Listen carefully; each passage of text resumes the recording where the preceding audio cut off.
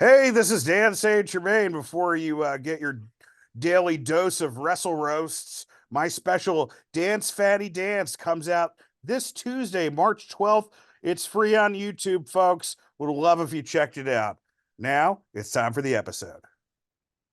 Welcome everyone to Wrestle Roast. I'm your host Robert Karpolis, and we are joined by the full panel over the course of this episode. It's a big one, folks. First and foremost, in crystal clear HD audio, we are joined by Scott Chaplin. Scott, how are you? Oh, what's up, gang? And A whole new audio, a brand new season of audio. brand new season of audio that looks suspiciously like the audio from a couple of years ago, and even more suspiciously like the NXT 2.0 graphics. But that's okay. Season 5 of the garbled side of the microphone. Jesus. And we are joined from what looks like his sick bed, Mike Lawrence. Mike, how are you? Yep. The Yeah, you look cancer like a got me. Russian novelist. I'll take it.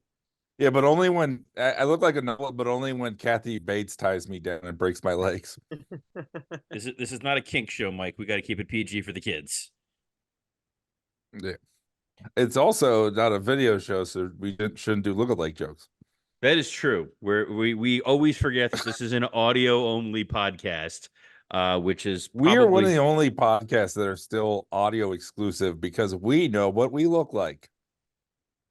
yeah, that is a fair point. Though it is fun when Scott puts his video on occasionally, and I don't care when the waits. He always goes into a room that has nothing but like Budweiser merchandise everywhere, like he's recording from like the set of a 1980s bar, and it's kind of the best part of the show sometimes. Yeah, my father just like put all of his favorite things in one room. It turns out all of his favorite things are just different cans of Budweiser. I'm surprised he let you into that room. Well, he didn't. I had to wait till he died. Nice. Well, we're today we're going to be talking about dead fathers that actually loved their children. In the dark side of the ring, the tale of Earthquake, and they really stretched to make this a dark side of the ring. Just because Earthquake was such a positive figure in wrestling, guys, but if you watch that show and you watch that episode, at the very end, there was a very special shout out, a thanks to Mr. Mike Lawrence, who in a very small way made this happen. So, Mike, the floor is yours. And Mike's gone. Robert, what the fuck was that? That was the best. Like, we build and then, like, all right, Mike, the floor is yours. And then just earth shattering silence. That was Sorry, my Wi-Fi chaplain on me. like Damien, like Yeah, so yeah, it's interesting. Yeah, the special things. It was really cool. He didn't have to do that, and it meant a lot that he did. So Evan Husney, I think he's been on this show before too. he has. Him and Jason Eisner. They make Dark Side. They're like the two main guys behind it. In 2019, uh, the weekend of the first Double or Nothing, and Scott was there with us. Me and Dan were supposed to do the Ric Flair roast, and it got canceled. This was when Flair was having health problems and actually acknowledging them, and so he didn't, show up. And we were like, should we even go? And what like watching this episode makes me glad I did. If it made this episode exist, because I was at that festival and Starcast, and I met Evan, and we talked for like an hour. I did this show that Funches does, Get High and Watch Wrestling, where it's like you like riff on wrestling clips. It was like him, me, and X Pac, and the guy Matthew, who he was really cool, and Scott Hall was sitting behind me, a sentence no one will ever be able to say again, and I remember afterwards, me and Husney were hanging out and talking about the show, and it had just started, And everybody, I'm sure, does this to him. You know what would make a great episode? And I did it, and I profusely filibustered for an earthquake episode. I was like, this isn't a. I was like, it's one of the greatest stories in wrestling history. Because it has love, it has hope in it. Like, it's not the same, and that's what's interesting about people who are saying this doesn't really belong on a dark side. I completely disagree, because you know what? Like, we watch so many of these, and we aren't actually sad when some of these people die. This guy's death Yeah. was a what's that? No, I think you're right. we were agreeing with you. Yeah. But damn. Yeah, it's like, a lot of these people are like shit bags and stuff. You know what's actually sad? When you miss somebody you love, when you lose someone that's important to you, and you can see how important this guy was to his family.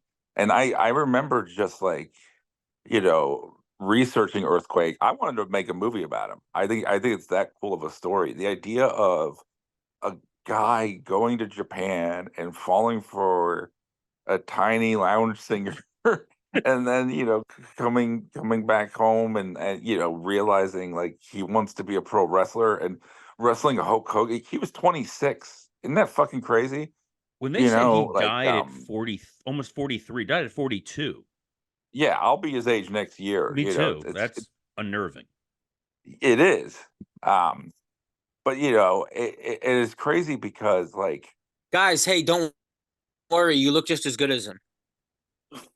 yeah. Yeah, but what was interesting, one of the things that was like fascinating to me too, over the last few years, is his son has been on Reddit Squared Circle sharing photos of his dad. And so, there have been like a lot of these photos circulating of Tenta. There's one with him like holding his kid with Ottman holding his kid. And there's like one with him, playing Game Boy with one of his kids. And it's interesting because there were things in this doc that I didn't know that made me love him even more. And I think that, look, the WWE hasn't celebrated him. He's not going to get one of those A&E biographies. He wasn't that big enough of a star. So the fact that he got his flowers somewhere, even if it was on a show like this, fucking good, because the guy deserved them. And I think, I've watched every one of these episodes. This was only the only ones to make me cry. This one is, if you haven't seen it, and you really should watch it. There's about 3 or 4 genuinely heartbreaking moments that are earned heartbreaking moments. The story of when Tenta died and he's looking in the eyes of each one of his kids to give him that one last like farewell moment was a real gut punch. His wife singing about him, because the song became such a synonymous part of Tenta's life. Um, And she was a singer when he met her. yes, there's a moment in this episode that is truly unsettling if you're a wrestling fan, and it's seeing Haku cry. It's so Yeah. bizarre to see how genuinely, because everyone thinks of him as this fierce, emotionless monster. You see him cry. You also see him laugh when they show the clip of the Shockmaster to Haku for the first time ever. It's it's both like joyful and slightly terrifying that this man can laugh as uproariously as he does. Yeah, and that was one of the things about this episode too that it really highlighted was the idea of bad gimmicks, right? Like, because that was the thing too. People are like, "Why is Shockmaster in this?" And they talk about the shark, and they talk about Golga, and they talk about it's like we call people that lose a match a jobber, but it's like these guys who were saddled with these shitty gimmicks, they were all jobbers because they were just doing a job.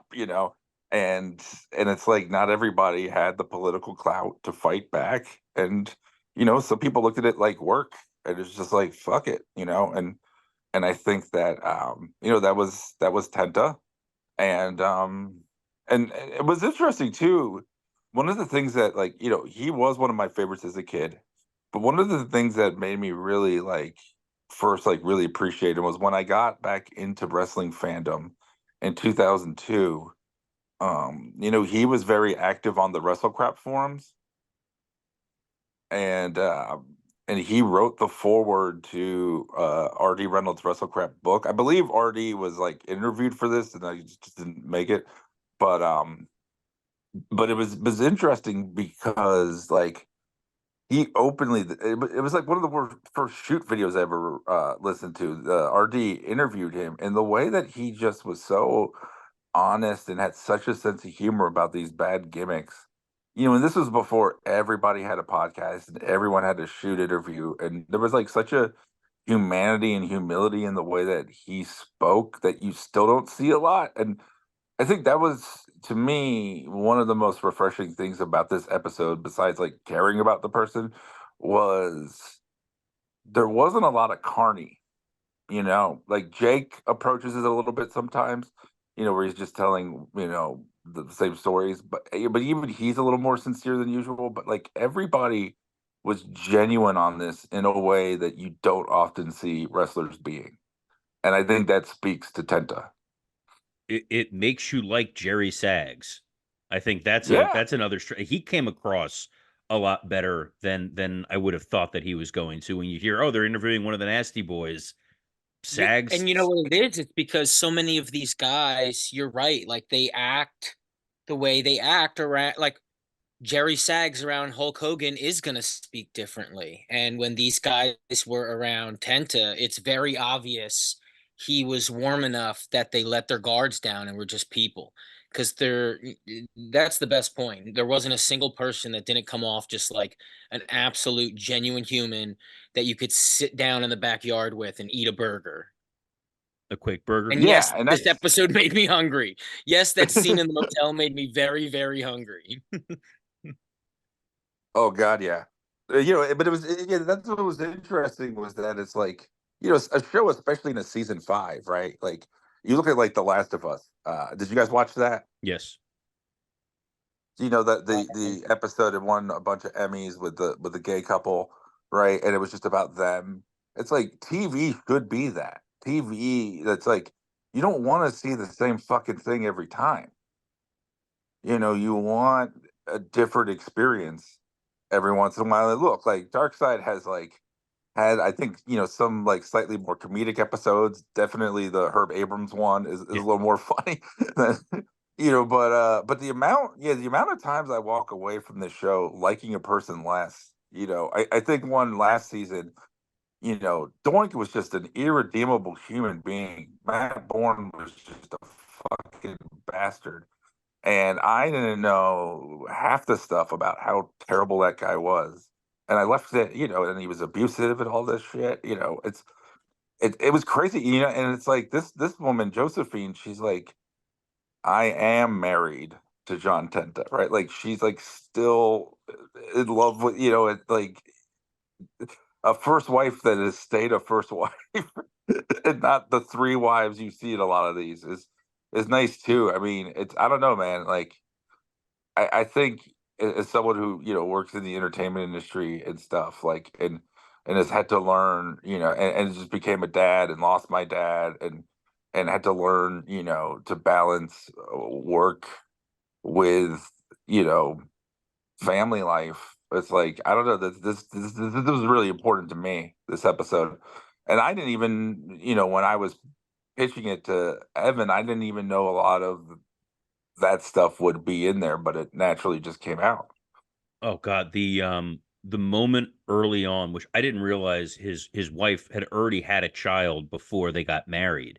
And at Oh one point yeah. he just goes, that's the only dad I ever knew was Tenta. Yeah. And you're like, fuck. Like, it's just it's a heartwarming family story of a guy who's willing to do, what it takes to put his family first in a business that he loved for the most part.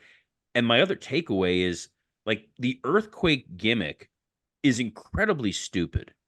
But on paper, if you're trying to explain this to your friends and you're like, okay, so he's a human being who acts like an earthquake and he jumps around the ring and then sits on them, and then you see it and you're like, you believe everything that he does. It's like at an Undertaker level of, on paper it sounds dumb, but the performer made you care about it. Well, like Oh yeah, I I'll mean tell the you fact this. that go ahead, Scott. No, go ahead, Mike. Go ahead. No, I was just gonna say the fact that he would like jiggle during his promos Yes. and rollicking back and forth, but it's fucking memorable. Go ahead, Scott. Yeah, I mean, I was always unfamiliar with earthquake, tugboat, the natural disasters. I didn't even know, like, I never pieced it together until I was sitting down here and went, oh, that's an actually great, I think that's a fun gimmick. These two giant men Oh, who dude. are natural disasters in and of themselves, right? Never saw any of this stuff, or at least don't remember it, right? So it was cool and it was exciting to see.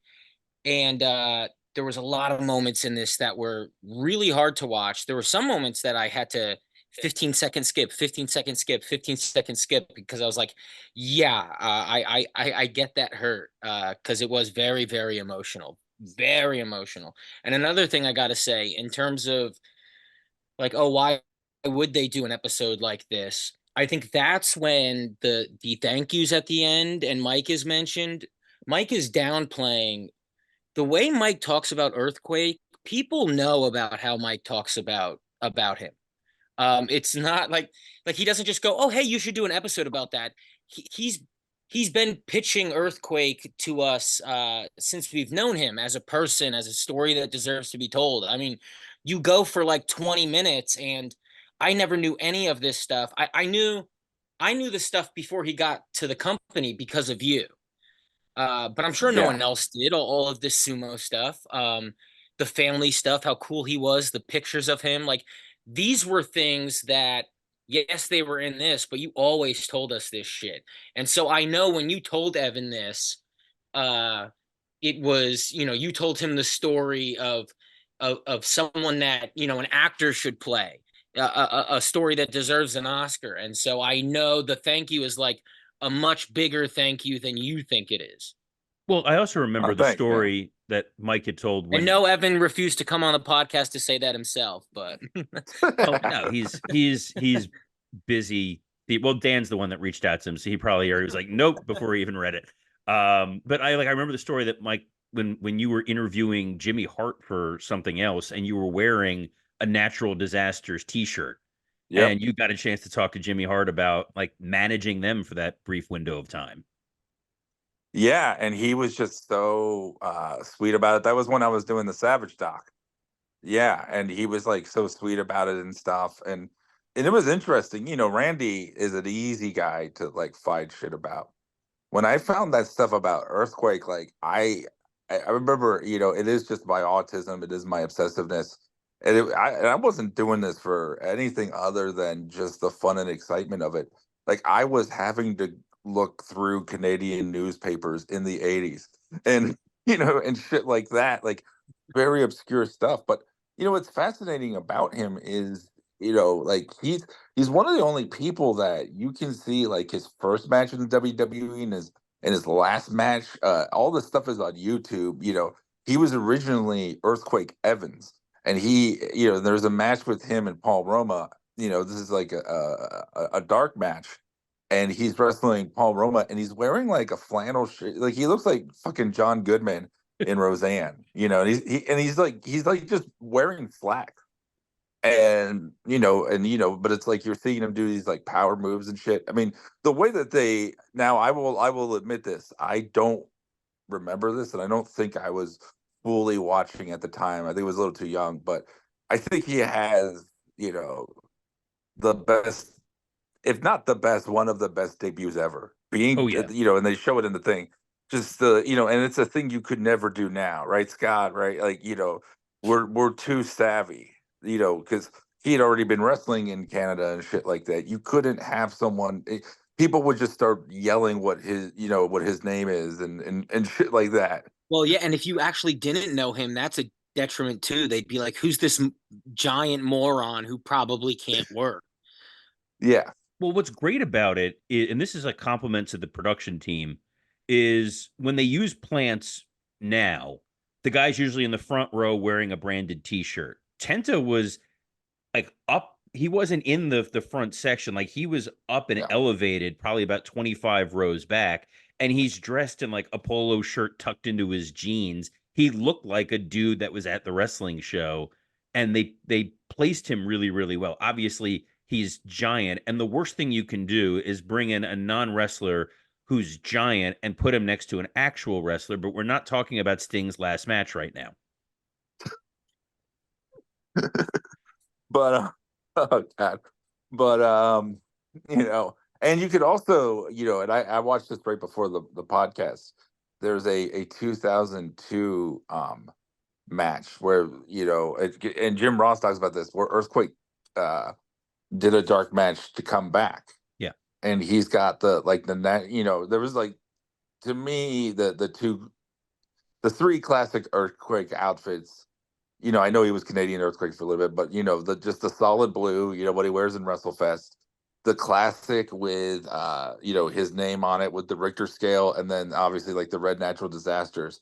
He comes back in the Red Natural Disasters one. He was also in the Gimmick Battle Royale, which at WrestleMania 17, which they didn't mention, but it's like you can only mention so much in a fucking hour long thing. But what was interesting was so he has this dark match, and you can see he is a little winded and stuff, and I'm guessing that the timeline of this all, this must have been after the wrestling school closed, and maybe it was like his last hurrah in wrestling, maybe before the retail and stuff. But like all of that is the dark side of the ring too, right? That you're on TV, lots of people know you, you don't make that much money. I mean, you don't make like life sustaining money. That'll help you for years and years. I'm sure he lived well while he was working, but it's not, the money runs out. And then, it's like, fuck, I gotta work. And he did. And I think he, this was before the I think this was like RF shoot videos and all that stuff was just starting, but the fact that like I don't think he would have been a guy that would have talked shit on people. No. He would have been terrible on those. I think he would have been an ambassador wrestling. I think he's a guy who, if he would have been around 5 years later than and when he passed, he would have been on the convention circuit as a guy that everybody wants to go get a picture with, because everyone Mike's age, my age, remembers his two major signature moments in wrestling, which would be attacking Hulk Hogan and killing Damien. Those were, as a kid, traumatizing moments. And I think they even say it in there. It's like it genuinely was upsetting and insane on what was essentially a Saturday morning kids program that you watched a grown man murder somebody else's snake. Yeah, and I mean, I've obviously like profused about this wildly, how much I love the Savage versus Jake feud, and the A&E just did a rivalry episode on it, which is pretty good. But that's what led to Jake's heel turn. Like, so I remember all of that. That was like my prime wrestling. I saw the snake thing on TV. It fucking blew my mind. Oh, I me was like, too. holy shit! He killed a fucking Yeah. because these guys had animals for years, right? And look, right, there's like the pepper steak moment, even with Al Snow, but you don't see him touch Pepper. It's like after the fact. And I remember, it's like part of what made Jake become a psycho fucking heel was losing Damien. And so just, like that was like, I also remember Tugboat becoming Typhoon. Yes. And thinking that was the coolest fucking, what is the enemy of a boat? It's the water. He's a typhoon now. You're And it giving was, them too much credit. and to Scott's point, you're like, and it has to be said, my dad was 300 pounds, like 6'3". So he looked a little like Earthquake. That's some of my affinity. And seeing just two big fucking beefy dudes like that, just throw, but this was in an era when heels usually had to win by DQ, and even those guys would like win by DQ when they easily should have just squashed people.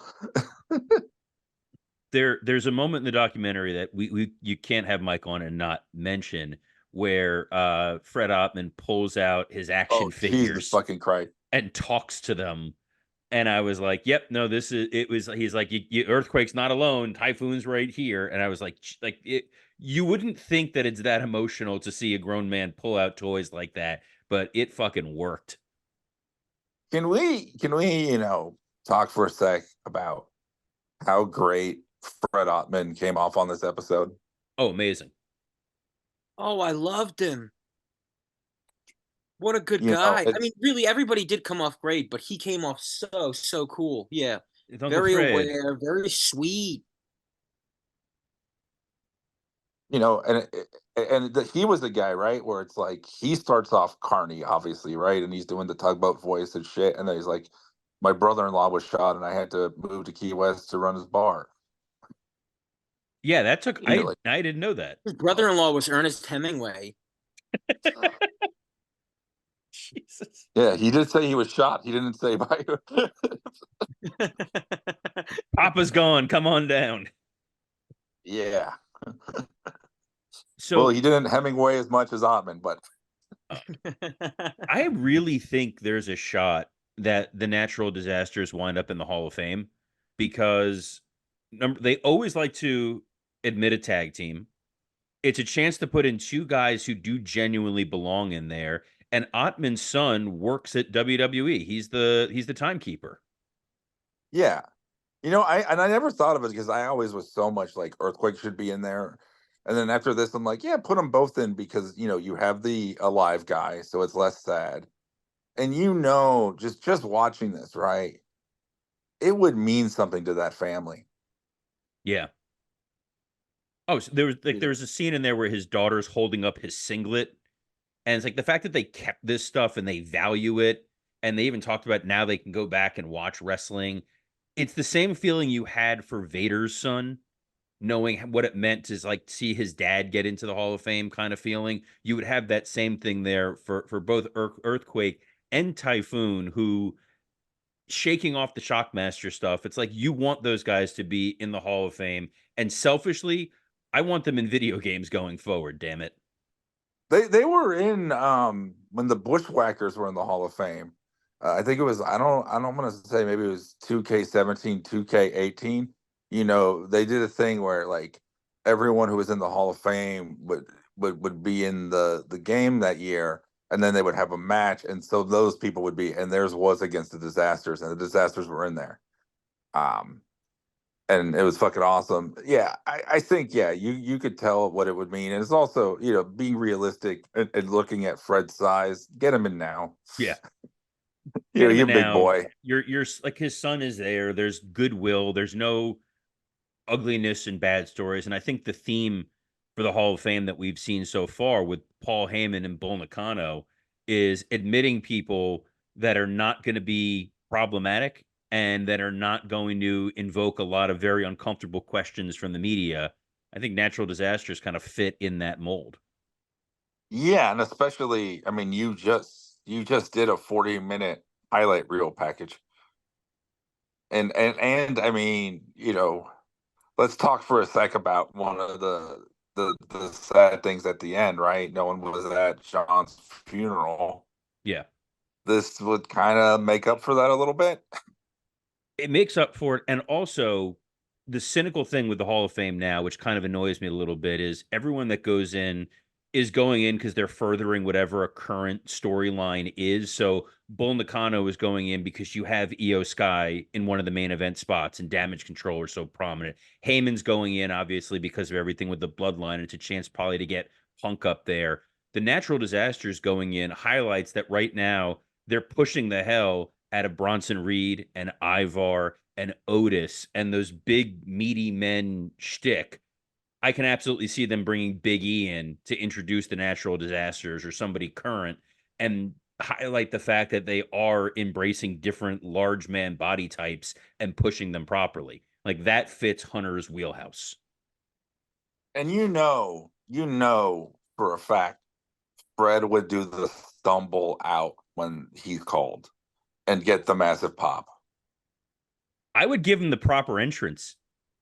I wouldn't do the stumble. I would set it up and see what the Shockmaster thing should have looked like. No way, what's that? That would have been great. Fuck Oli. Yeah. Well, he just lost his voice. So but yeah, man. I mean, yeah, this like that was what was fun about this. It was like the silliness of wrestling, and that era and the wackiness of it and it was interesting because there wasn't that much like toughness. Like, and obviously, this is a guy who's considered one of the toughest people. Like, that was something like I was thinking about afterwards, right? Like, this was a guy that, for all intents and purposes, he didn't really take liberties with jobbers. Like these are, I'm just bringing it up of like these are things that like should be applauded and aren't applauded enough because we always just harp on the assholes. But it's like, you watch Yokozuna doing some of those bonsai drops and it's abuse. Yeah. And Tenta, his whole thing was, right, he would stretch your guys out. So he would hit his finisher on you 3 times. And from all accounts and purposes, people said it felt like a fucking pillow. And the only guy he had to shoot on was an asshole. Yeah, let's talk about that for a sec. First off, how awesome is Japanese Meltzer?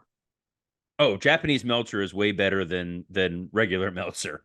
Because he looks like he would live in the sort of office that Meltzer has where there's just stacks of paper everywhere. Like he looks like a survivalist. Yeah. But he was great. Yeah, he was awesome. Fumi Saito, yeah. And but that Katao thing, it's like that's always been passed around online, and that's like, Tenta's known for that a lot. And it's so interesting because like you really see the, hey man, I'm just here to fucking work. Like there is no cockiness. Like he only fights back out of self-defense. Yes. They even show like the point where he's like gonna poke his eye out, and Tenta is like, all right, I'll poke your eye out if you're gonna do that. And he throws that like legit stiff kick, and you're fully on the side of Tenta.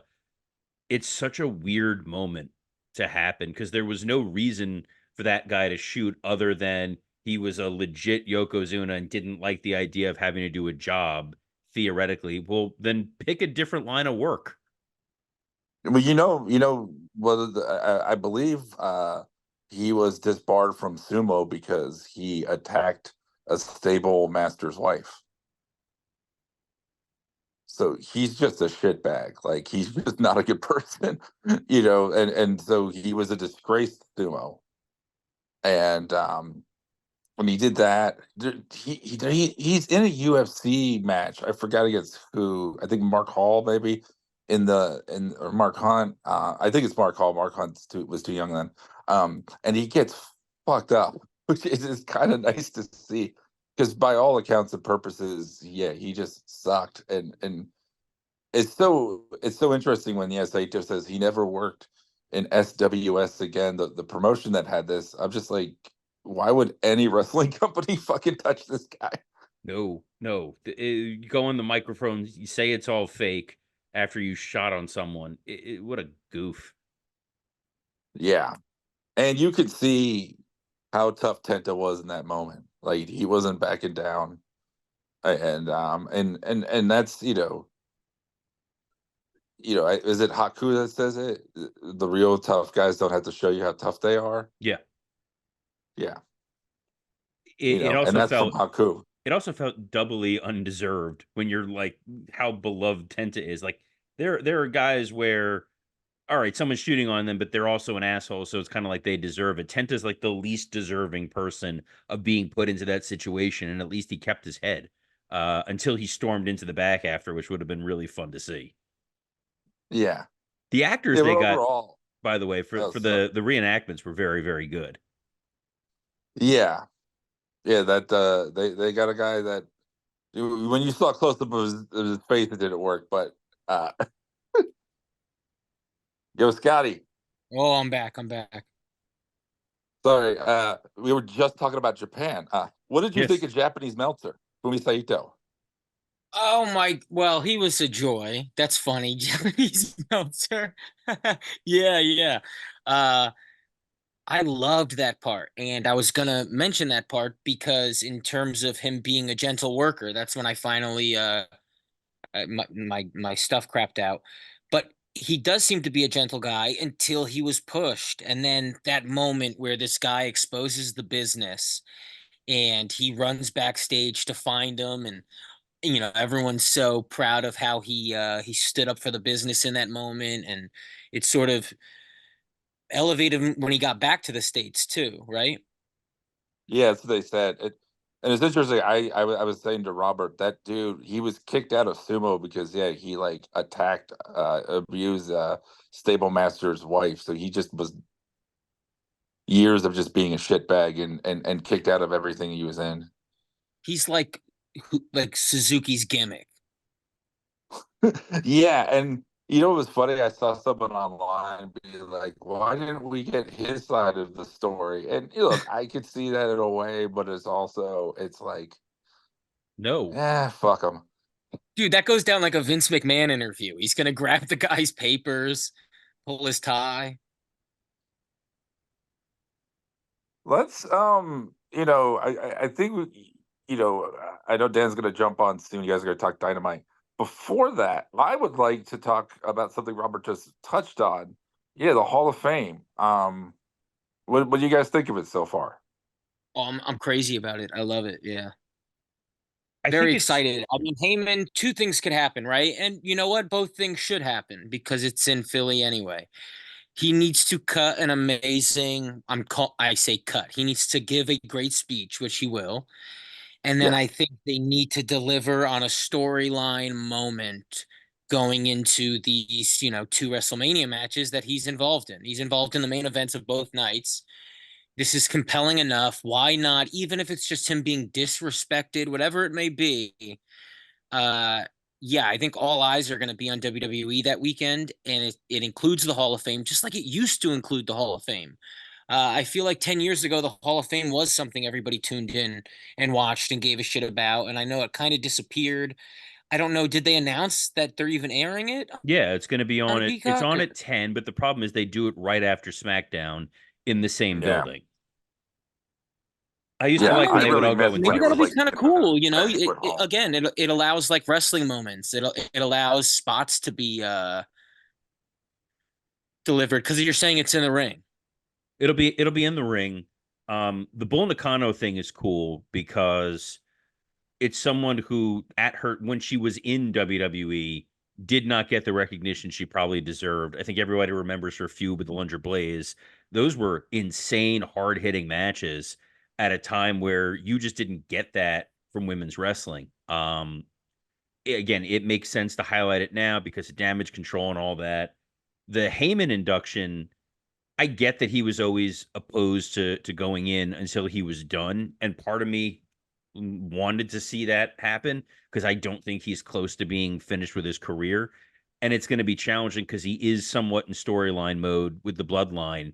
But when you look back at Paul Heyman's career, and we put over a couple of the podcasts that he's done that are well worth like just going and listening to his life story. His I don't want to say cradle to grave because he's still active, but cradle to now success story is it's more unbelievable than the shit that he told the guys when they thought they were getting paid. Like it's a kid raised by a Holocaust survivor, um, sneaks his way into Madison Square Garden by utilizing Vince Senior and pretending to be a photographer, is the debut of Bam Bam Bigelow at Studio 54 was an event that he put on. The guys that he had in the Dangerous Alliance, who he picked all the guys that they really weren't doing a ton with and elevated them. Obviously, Austin and Rick Rude, and gave Arn a spotlight. He managed Undertaker back when he was Mean Mark. His commentary work in WCW made a lot of that shit watchable. And then the guys that he took in ECW, and the biggest success for them was he got them jobs elsewhere eventually. They all worked in WCW or WWE and had long careers when very few other promoters would have been able to do anything with them. So he's a really interesting character even before you get to starting at WrestleMania 17, him doing commentary, and then him being in the WWE. It's going to be a really cool moment. I hope they give him carte blanche to talk as long as he wants, and I hope security keeps Tommy Dreamer far away from the building. Well, you have to buy a ticket to get in there, so we're fine. Yeah, I think he's the greatest wrestling it's mind interesting ever. because, like, to Scott's point, an angle thing. It's like, yeah, just get it out of the way up top. Like, I do want to just hear from Paul. Like, I just want the career encompassing speech that isn't just constantly, advisor, tribal chief stuff. There's just, like, I mean, there's definitely, I could see, the now of it, obviously Philly, right? Like, it is the perfect place.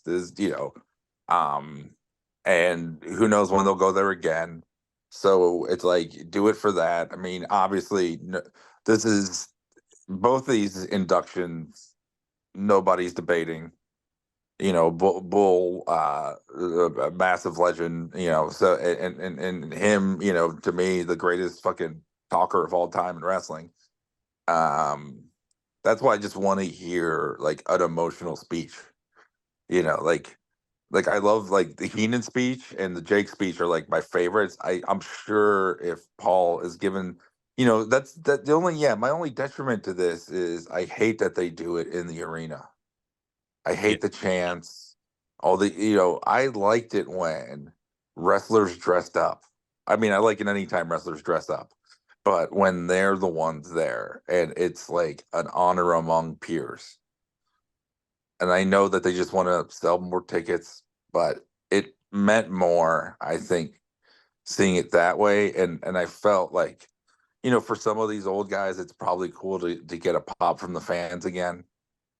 But I don't know. It felt more special, and now it feels more like a show. But at the same time, Heyman's gonna fucking I think knock it out of the park. And I'm guessing the main event. Oh yeah, I think the challenge that they're going to have. Him because you can't have Brock induct That's him. what I was going to say. The challenge is Brock Lesnar is not allowed to exist, so Heyman has to ignore a large part of his own career. The guy that's going to induct him it's got to be CM Punk, because that is the Paul Heyman guy. Number one, number two, it's an excuse. Punk gets his main event. Punk gets his main event. It's an excuse to put Punk out there and sell tickets. And number three, teasing that tension of he was mine first while Roman is sitting there, because you can't put Roman up there to get cheered. So Punk being the guy to induct Heyman makes a lot of sense. And also, Scott gives you a little bit of your storyline bullshit without actually having to do it. And I understand why they feel they need to. Well, yeah, I think, that Philly crowd is so rabid for Heyman. And in that moment, we're really going to see it. And I think we're going to get everything we want. I think we're going to get his speech. I think we're going to get CM Punk knocking it out of the park even before his speech. But the reason I'm saying storyline at the end of it is because Paul Heyman gets so much love in Philly that it's a moment to let the fans know how they need to act the next night.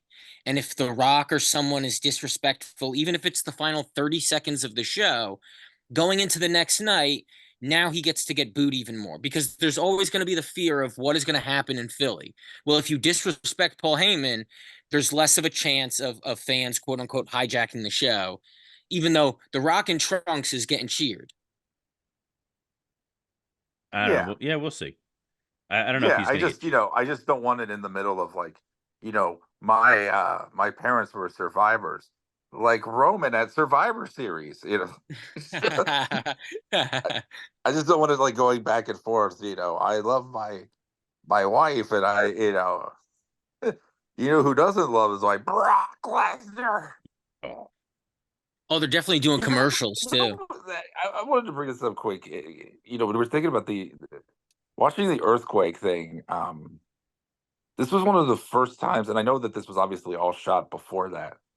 Was it weird hearing Vince McMahon's name? Yes. It's already it's weird and uncomfortable for that, and then obviously 2K24 blurring out the image of Vince McMahon. It's like and I think I said this on my on Rumor and Innuendo, but I was like, when the Benoit stuff happened and you immediately remove him, you can still tell the complete story of the WWE. When you remove Vince, it is very, very difficult to separate him from the history of this company, especially when Robert, you are release they just going to say WWE now forever? Yes, it's now forever. It's from the moment he resigned forward. Everything previously is under NDA, Yeah, but there was no then. there was no then, which sucks because they just released this video game that's about 40 years of WrestleMania, which was invented by Howard Finkel and no one else. Well, that's nice. That kind of makes me happy. Yes, Give Howard his due. And they're also hedging their bets of like. Hey, Howard Finkel was the first employee Vince shat on. Oh, that is that, and he was probably very happy and didn't require a payment after. Thank you, sir. Can I have another?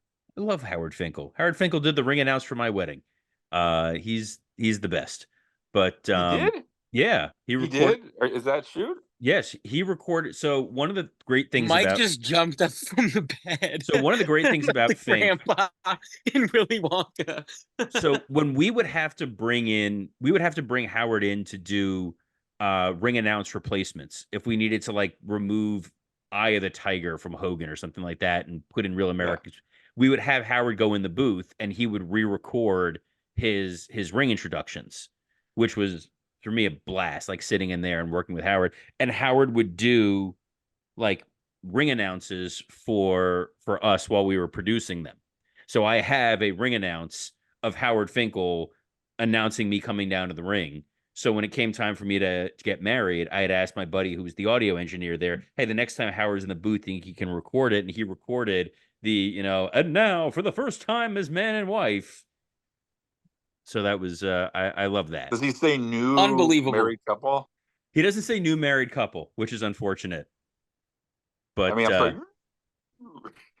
I gotta find where one of those are. I have the audio clips somewhere. Dude, that's fucking incredible, man. So that's like one of the fun perks. I'm just glad me and Scott finally heard one of your happy moments working there. I've got lots of happy moments. They're not as fun. At my sister's wedding, we had a tables, ladders, and chairs match.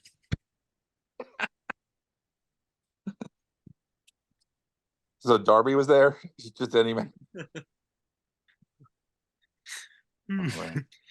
Dude, shouldn't Darby's story be he does die on Everest and then they bury him in a pet cemetery and he comes back as a heel? My parents had a loser leaves town divorce.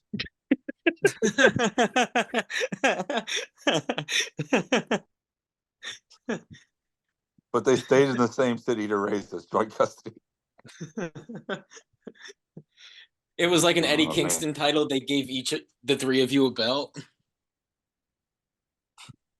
I imagine Eddie Kingston losing a loser leaves town match and him just going, but I got nowhere else to go. Yeah. As long as they pay for the bus fare, he's happy. He'll just lay down like Kevin Nash. Eddie Kingston looks like he's never finished an ice cream cone because it always falls out and lands on his feet. Eddie Kingston looks like he's finished a lot of ice cream cones. Oh man. Yeah, so this will be the end of the fun portion of the show, because then we're going to talk current stuff, which everybody loves. Have fun making it rain, guys. Mike, any high spot, low spot before you get out of here? Yeah, I mean, this episode was my high spot, and like I said, I did not know I was going to get the special thanks. So that was really sweet to see that. Yeah, I mean, this is one of my favorite shows that I've always talked about it, and then to get a special thanks and one of my favorite wrestlers, and it's like, God, that was really sweet of you to say. That was a high spot too. Of just like, yeah, being that passionate about something and seeing it, like, seeing other people make it. Was really it was really sweet. My low spot, I guess, and I think, yeah, Heyman and Bull, I think that's a great class. And Heyman, it's like you could put him in any year, and but I think, yeah, the Philly of it all is just, it's gonna elevate it. And I would say my low spot would be, why didn't you show up at Tenta's funerals? No, I think people didn't, probably because he probably didn't like have a circle outside of his family much. Like when he was working, he knew these guys, but when he wasn't, it's like, and even though they talked about they were close with them, they talked about work stories. I don't think he really stayed in touch with people that much. But anyway, Yeah, it happens. I'd say, low spot, Diarrhea Dwayne. Yeah, that was gonna be my low spot. So I'm glad you took that. Yeah, I mean, it's just, and not just that. And if you guys are waiting till Dan gets on in 6 minutes, I could filibuster enough again. But no, it's so interesting. Just that, like, and it's always a problem in wrestling, but WWE now, right? That the heels just look cooler. The faces look like such goofs in this. They're on the B show. Seth is Seth. They're like, the literal promo was about whether or not they're gonna go on the A show that week. And it's so fucking lame. And it to me, like, look, I get why they're gonna do the tag match and stuff and have The Rock, and I think he should be protected and not be in a match by himself. It's just I don't know, man. How they say finish the story. They just added a bunch of chat. It doesn't feel like the story anymore. I mean, look, like, if Cody wins, I don't know, man. Like, it's gonna be because of this match the night before and all this technicality stuff. It just doesn't seem as special to me. Well, I actually think that the night before it's going to be, the odds are against Cody come Sunday. It's actually to make things worse for Cody so that we're even Then I wouldn't happier have, when but he does. Scott, I wouldn't have Roman in the match then, like, because it's like the Daniel Bryan Triple H, right? Like 2014, the odds are against him. He has to win this to be in the thing later. Like, why would Roman be in this match?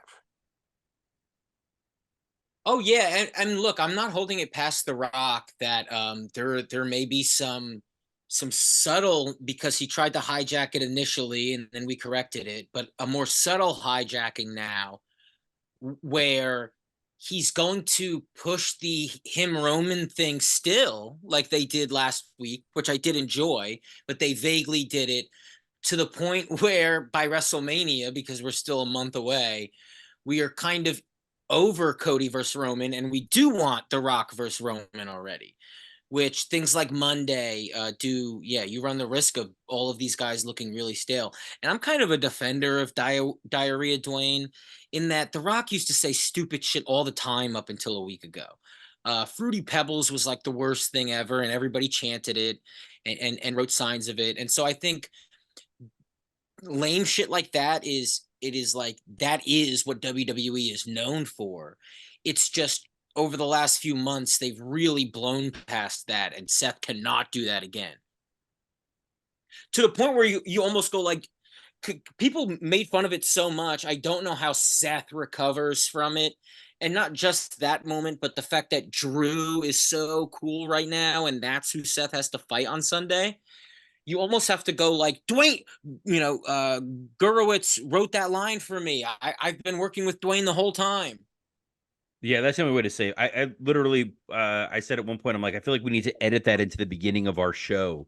It's such a terrible soundbite. And then Drew on X, I sent it to you guys. Use the CM Punk quote about Hangman Page when he was showing the clip of Seth attacking him. He's like, what did I do? I work with amateurs, and Drew McIntyre right now is the fucking best.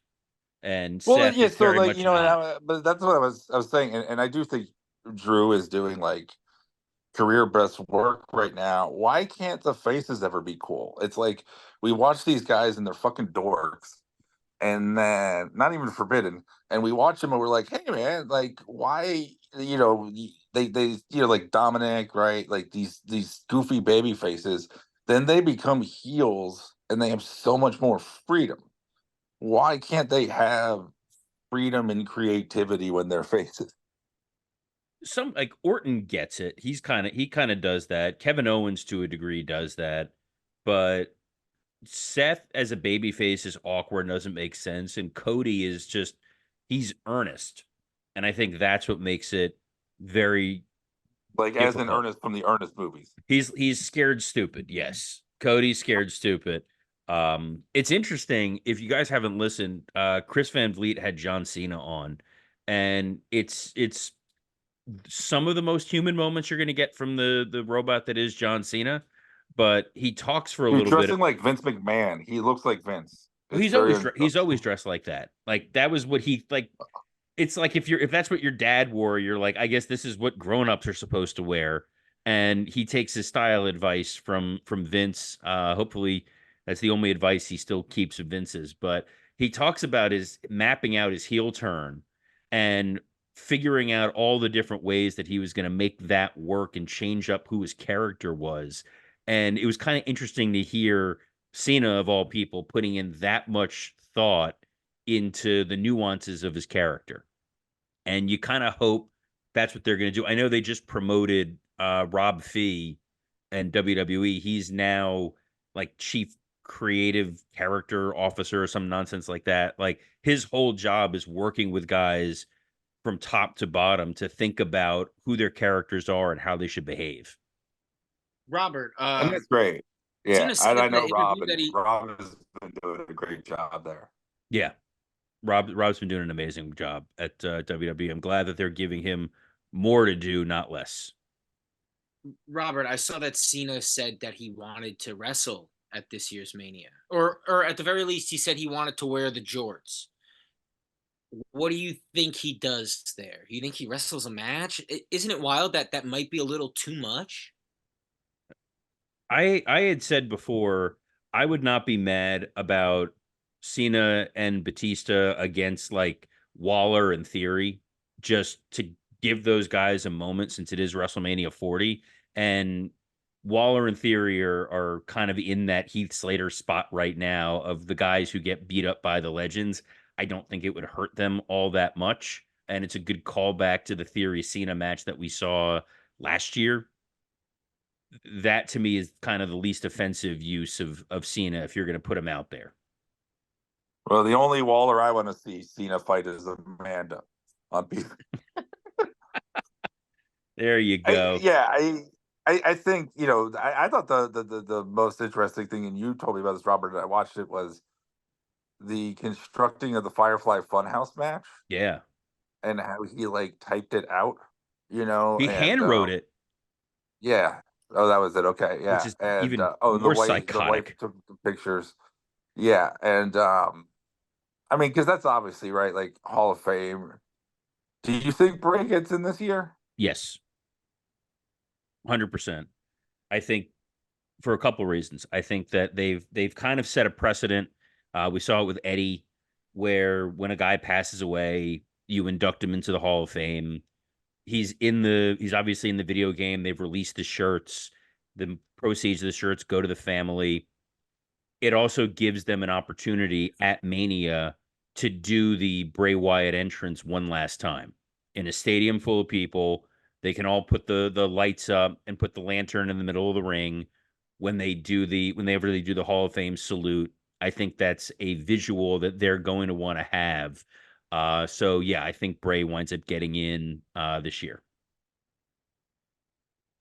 And I'm sorry, I'm so scattershot today. When you were mentioning the CM Punk inducting Heyman, I get it. Shouldn't it be Taz? Like, shouldn't it be someone from his past? Punk would not have a career if it weren't for Heyman.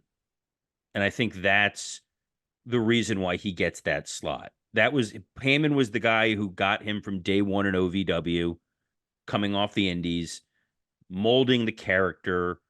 When he was on TV, Heyman's the guy that course corrected the Punk stuff. Punk's hottest storylines revolved around Heyman in one capacity or the other. He was his confidant. I think that's a way to get him on there. Taz, it would be cool if he were there, but I think there's other ECW guys that are more directly connected to Paul than Taz. Though I did like That can how talk well. that's a fair point. I don't know if you saw the way they announced Heyman's induction on Raw was Cole saying that him and Taz used to have to do SmackDown audio re-recordings, and Heyman would produce those and taught Cole how to be a better commentator because of it. That's awesome. And it's just I not. mean, yeah, Heyman has obviously gone through all these iterations and an amazing career. It just, to me, at the end of the day, especially if he's in Philly, he's the ECW guy, right? Like if you had to pick one They should have the bloodline thing beat to up like remember him 4 from. of the ECW originals.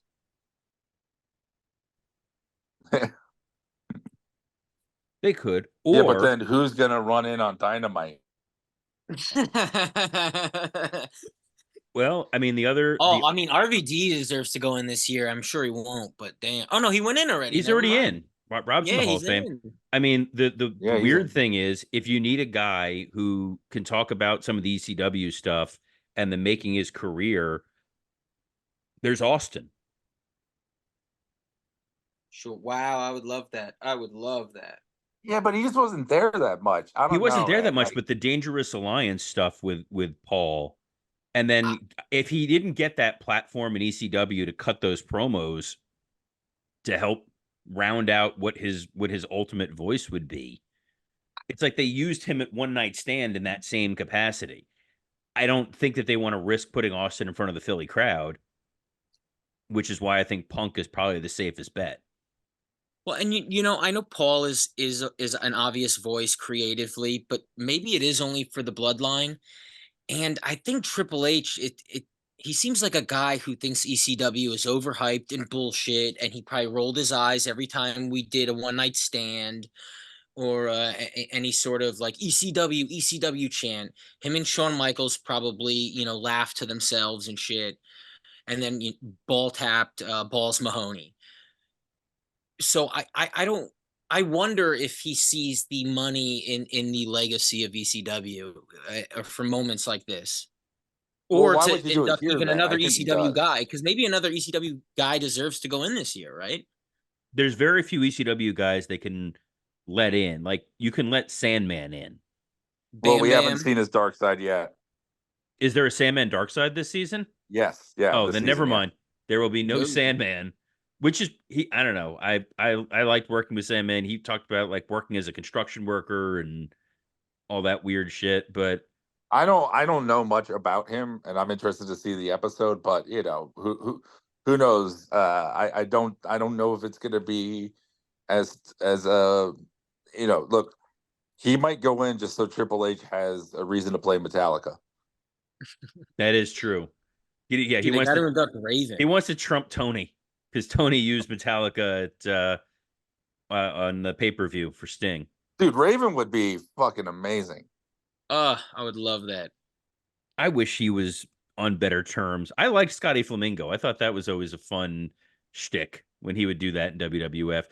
A weird moment just to mention because it happened on Raw, and I didn't think this would ever happen. They not only acknowledged Sting's retirement, but Pat McAfee acknowledged how great the match was the night before. I don't know what drugs I was on to make this happen, but like other people saw this, right? This wasn't like Great Gazoo. No, I liked it. Yeah, I thought it was cool. Not just the Michael Cole acknowledgement, but the McAfee acknowledgement of how much he enjoyed it. Yeah, awesome. Should be done more often.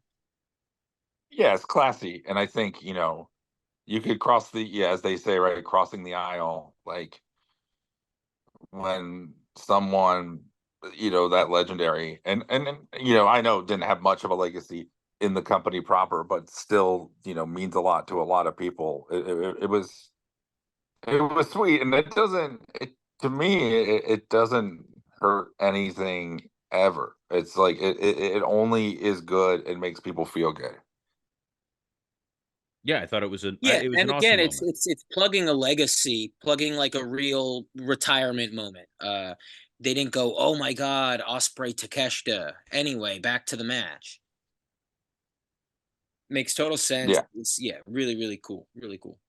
Thought it was a cool moment. It felt like an earnest moment. And it's nice that they are acknowledging the broader wrestling world, which kind of fucks up Tony's narrative of us versus them, which also perversely made me very happy. I don't know if Dan's coming, so you might want to do Dynamite or Dud now. Yeah, we'll get to Well, we'll no, so transition. Dan is gonna record, like, he already said he would just record later before, remember? Oh, I have no idea what Dan's doing. I thought Dan was coming on at some point, but we'll No, yeah, you can end this and I'll record with him later. It's cool. okay, then we'll do that. Do you want to say anything about Dynamite? I did watch the Okada thing. So yeah, fuck it. Exactly. That Leave all this later. in. Yeah, we'll talk a little bit on it because I've got about 20 minutes before I have to head out anyway. So Dynamite had a new set, which Mike first of all, because Mike put this in the track. Mike, what did you think of the new set? Well, someone said that they look like the two rings look like condoms. I was like, yeah, but Tony doesn't know what those are. I thought, yeah, I mean, it looked okay. I think keeping the empty half of the arena still, that part I would have changed. Yeah, not a great look. No. But it gave him plenty of room for the money to fall from the sky. They might want to just start confiscating people's phones at the shows. It looks fucking bleak. That's why I like WWE. Everyone's on Cricket Wireless. They have no signal. They can't take pictures. That's why you need a poorer fan base. But yeah, I think probably the big moment of this episode, the Young Bucks came out, which they come out to like the Succession theme song now, which is, I hate to admit it, it's a really nice touch. I do like that as much as I fucking hate them. But how do they not say Buck Session? Oh, Buck Session's a pretty good. Damn it, that's a better idea. And hey, look who it is! It's Dan St. Germain. Hey, it's America's favorite addict, Dan St. Germain. How's it going, everybody? Dan is here, and no, we already talked about Sandman. Oh. Yes. Where are you guys? I'm sure you've gone past Dark Side. You've probably gone past Raw. Are you at Dynamite? No, we didn't talk Raw. We talked a brief thing about Raw. We talked Dynamite. Talked a little bit about the Hall. I don't understand why we don't talk about Raw. I know you talking about. This is a big plug for our Patreon. I was going through all our Patreon episodes. We have hundreds of hours of content. If you guys join for $5 a month, you get access to us like a bunch of roasts when we used to roast, but also like just Three we separate reviews of Bash at the Beach Beach 96. 1996. We've also we've subjected ourselves to some of the worst fucking pay-per-views in history. I wrote like everything from December to Dismember to Bash at the Beach 2000. I mean, they're all terrible. But yeah, We've watched we TNA could talk about pay-per-views. Raw because that's the only show people fucking watch. But maybe I'll save that for the end. What are we on to right now? We were just touching on Dynamite. Where are you at? Well, we weren't going segment by segment because Mike caught the Okada moment, so we were just going to talk the Okada moment first, and then Mike's going to vanish. Yeah, well, now my replacement's here. Yes, now Step Lawrence is here. Well, they couldn't. I mean, but one thing before even Mike says anything, whether you liked it or didn't like it, they didn't block it well. No, like they weren't even facing the hard cam the whole fucking time. It was unbelievable how badly this thing was blocked. And I'm glad Okada showed up in a suit. I understand you need to have a mouthpiece because the guy can't speak English. But just the presentation was really I'm like, did they rehearse this? I mean, I know this has been on the books for months. So how did this not look better? Yeah, that was baffling. So the Bucks come out with the Succession theme music. They kick out. They suspend Hangman Page from the Elite. They fire Kenny Omega from the Elite. And then Eddie Kingston. Haven't we done this before? They've done this a lot. We've done this thing before, right? I know they're trying to build to Kenny and Okada, but there's no other way to do it. Hey, some people do things and don't I'm remember, like reviewing Bash at the Beach 96. We should review Bash at the Beach 96 for the Patreon. That'd be fun. You really should. Tenta has a match on there, so it's perfect. It does. But we watched it 3 times. The fuck. Anyway, Eddie Kingston comes out because they needed somebody that was a babyface the crowd was going to give a shit about, and Eddie Kingston is kind of their slightly more in shape Mick Foley, and he starts talking about I was wearing sweatpants, and then he starts getting beat up by the Young Bucks. Then Okada comes out. You think he's going to make the save. Then he grabs Eddie and slowly and tenderly turns him around for about a minute and a half before hitting the Rainmaker. And they reveal that Okada, guys, is a bad guy. Mike? Okay, I want to believe that Okada was backstage in sweatpants like he's been other times. And when Eddie made that comment, they just rushed to put a suit on him. Nah, I mean, look, thank fucking God. Maybe he was, I kind of respect, he's like, look, I'm not going to dress like a star until you pay me like one. But he looked fucking amazing out there. Is it silly to have the money and stuff rain during a run-in? Yeah, but it's wrestling. Fuck it. And was your soul leaving your throat on that at the end of it? It was like a gargle. It's like a death gargle. Dan, I'm Jewish. We don't have souls. No, that is fair. Is JR on this podcast? We don't have souls. You got to get one of them Jew souls. Yes. No. Here's the reason we weren't at John Tenta's funeral. I was head of talent relations, and I told talent they couldn't relate to being his friend. No, it's the Okada thing. Like, you also needed him to dress like a star so he didn't look like Brandon Cutler next to those two guys.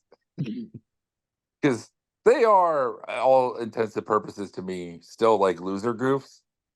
And it's hard to take this as like a big, that's the thing, right? They just fucking lost on Sunday. Yep. And now you're teaming your biggest dude with them, your biggest new prospect, until next week. And it just, I think he's going to be their, again, they're sort of his manager. They don't have to be good. That's the whole point. They got the good guy. They're scumbags. They're the EVPs. That's why they walked out there and they said, it doesn't matter that we lost. Even though, again, you got to remember they lost the main event to Sting in a beautiful moment. But they're like, it doesn't matter we lost. We're inserting ourselves in this tournament. They're the EVPs. So again, it's like The other funny part about the EVP thing is they're full of shit and they're morons. Tony controls the company and they are delusional. And so they come out there and they go, "Hey, Hangman, you're suspended from the Elite." Well, the truth is they announced earlier in the night that Tony suspended Hangman. And that's why he's not going to be there, because Tony suspended him for attacking the refs. Hey, Kenny, you're out of the Elite. Well, it's like, well, Kenny's hurt, and they're playing off of that. And so they're playing off of these silly things. They know they're being scumbags, and part of that is we have the actual best wrestler in the world, and while we talk shit and act like worms, this guy's going to back up every single thing we say. It's beautiful. I love it. I wouldn't have booked it this way, and I think you almost had to book it this way, and this is what I mean by that. Book Okada in a way that we don't get bored of him immediately. He is in presence, in hanging out, and we're talking about blocking. It's not just blocking. Okada doesn't do in-ring segments. New Japan doesn't have in-ring segments. Yeah. And when they do and Okada's in them, they stink. He doesn't do anything that's amazing. Then dude, rehearse it 10 times that day. It doesn't matter. I agree 1,000%. Like, what I'm saying is, instead of calling the blocking, call out Okada. Okada. I don't care. I don't care whose fault. I don't care whose fault. Oh, it was all Okada's fault that moment. But they weren't facing the hard cam. It looked like shit. Do I think Okada looked great? Yes. Do I think he's a huge star? Like, I was sitting there with my wife, and my wife's like, as soon as Okada came out, she's like, "Wow, who's that guy?" Like, he's got it. He's one of the best in the world. It's just again the execution, and like they're going back to this fucking convoluted Elite storyline. They've hit that so many goddamn times before. I feel like it's like just a retread. It almost feels like do you remember at the end of WCW when all of a sudden the NWO would reform again with like new members, and then they would like kick out the same members they kicked out, and you're just like, what is this? Doesn't fucking mean anything to anybody. So I agree. I think it's good that he's with the Bucks. I just don't think they should have even mentioned the Elite. I don't think they should have mentioned Hangman Page. I don't think they should have mentioned Kenny. I just think they should have been like, hey, we're with Okada now. Make it simpler and block it better. That's my point. I think we needed to stick with the Elite because that's the brand that people know. It felt a little bit like when Triple H brought out X-Pac, and he's like, Sean's gone. He dropped the ball. Here's this guy. It was either going to be the Bucks or Don Callis, so we kind of got the better of the two options for heel manager people because Okada can't speak. And when they looked at the roster, they realized all the good Okada matches are against baby faces because you want him against Ospreay, him against Danielson, him against Swerve, and him against Kenny. So you kind of have to turn them. Well, it's weird they turned him night one, though, because I feel like that crowd wanted to cheer Okada. You could have got to the heel turn, but sorry, Mike, I interrupted you. What I was going to say, like, yeah, I mean, and I didn't think of this until, watching last night, but if you were going to do the thing you were going to do last night, I think the Bucks should have won Sunday. Apparently Sting wanted that, but they wouldn't let him. Yeah, I mean, right, the tradition, you go out on your back, and now they have the belts instead of, another fucking tournament, and they're fucking cocky assholes.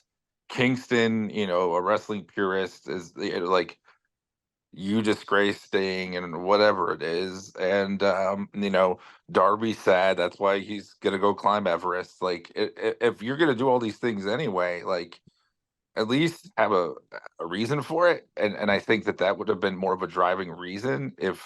Yeah, you say that though, Mike, but like it would have been weird if they had like. Oh, everybody would have flipped out. These goddamn young bucks, they pinned Sting. Yeah, it wouldn't have been a good. Actually, like it would have been good long-term booking wise. You're right about that. But as far as the moment and like the magical feeling that was on Sunday, and especially like with the history of Sting losing to Hunter at 31, you kind of had to have Sting win.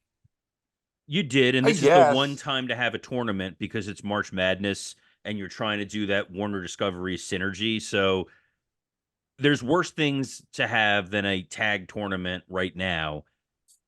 Tony loves them, and they seem to have a lot of tag teams. So let him have his toys, Mike. Another thing about I don't know, man. Like, I just think like show, the villains have to win sometimes. and that would have been, yeah, they would have been shit on. We would have been actively angry about it. And the Bucks, well, they're not good promos, but they could try to use it in storyline and make money from it. They've never made money from people actually being upset at them. Sure. Another Vince thing made with a lot of money Okada, because of people being upset at the Bucks. something about Okada, especially over the last year, especially the discourse over him leaving New Japan, is, oh, he seems to be focused on the money. He wants to go elsewhere because of the money. His whole gimmick is the Rainmaker, money falls down. The Young Bucks, money falls down. He's always been about maximum profit, wearing a suit. That's when he's at his best. So it doesn't even stray from who Okada is that much. And then there's this also the obvious great thing that he's going to beat Eddie Kingston at the next pay-per-view. And Eddie, this guy who like loves all these classic Japanese wrestlers, has to be like, these newer Japanese guys are so much better. Oh my God! It's the Yakuza's here.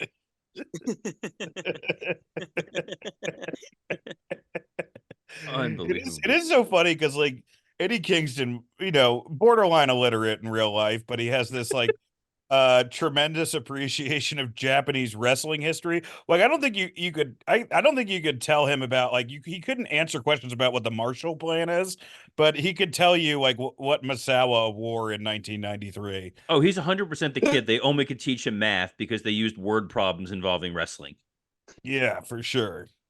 Robert, doesn't it feel like he should come out with one of those like little propeller hats? It was like Beaver Cleavage used to come out to that when that was his gimmick. You know what? I was shout out my buddy Nathan. He runs an amazing wrestling t-shirt company, Storyline Tees. You guys should really check it out. But he was over my house on Monday watching Raw, and I love Eddie Kingston.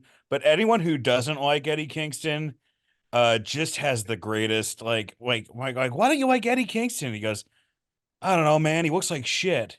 I'm just like, yeah, I guess you're right. Like you can't argue that. You're just like, yeah, all right. Because he's either the main event or he's parking cars. Yeah, it really is, especially because we've seen impressive fat guys, aka Earthquake. And Eddie is not an impressive fat guy. Neither is Matt Menard, by the way. That was the big takeaway I had from Dynamite. Well, he's not fat. You can't wrap his belly like that. He looked Dude, like Matt Bulldog Menard's really my let gold himself weight. go. Are you kidding me? Jesus. Even so. Yeah, Well- it's a head shape thing. Some guys just have heads that you go, are you a fat man? He does have fat guy head. He does have fat guy head. Yeah, that's true. Well, since I am not one to judge other fat people, this will be my time to bid adieu. First off, Mike has been judging fat people for the last 20 years that I know him. So this is some real revisionist history, even when he was fat, by the way. So don't let Mike try to pretend that he's not. Yeah, I'm the fattest I've ever been. I know, that's what I mean. And well, I guess now because you're at a new level of fat, you can't go down to the fattest. I'm 100 pounds away from marrying a Filipino woman. No, no, man. But yeah, thanks, guys. And did you like the episode, Dan? I have thoughts. I have notes. I have things I liked about it and things I didn't like. I think it was a very their highs were very high and the lows were low, not very low. So I think overall I liked it. Yes. Nice. Yeah, I don't know where we are talking about it though. Did you guys go through all of it? Yeah, we went through all of it. All we're going okay. talking Well, I mean, Dynamite, like, but you can talk about it now. I mean, obviously Scott talked about how great that Osprey match was, right? No, we haven't talked about Dynamite at all. No, I was talking about the dark side. We talked about everything else. Dark Side. I'm sorry. Dark I really. Yeah, we were just getting to Dynamite now. Oh, sorry. I thought half of it sucked. You thought what?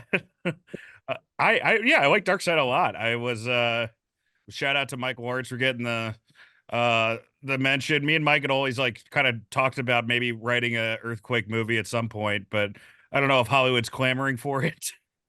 But but especially now, like after you can't like now like the only wrestling stories that are going to sell now, especially after the Vince thing, like are going to be like the Daniel Rodimer stories, the ones that are as dark as fucking possible.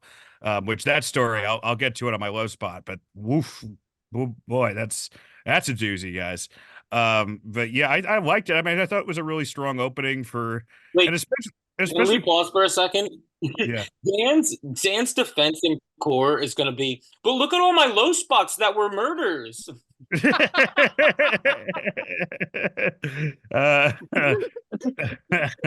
I roasted some people that killed people. You're like, yeah, that still doesn't give you an excuse to take a shit in the middle of a soup plantation, Dan.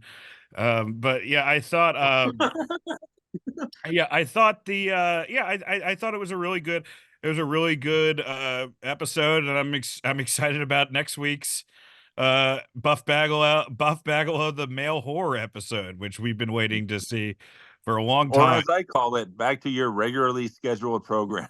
Yeah.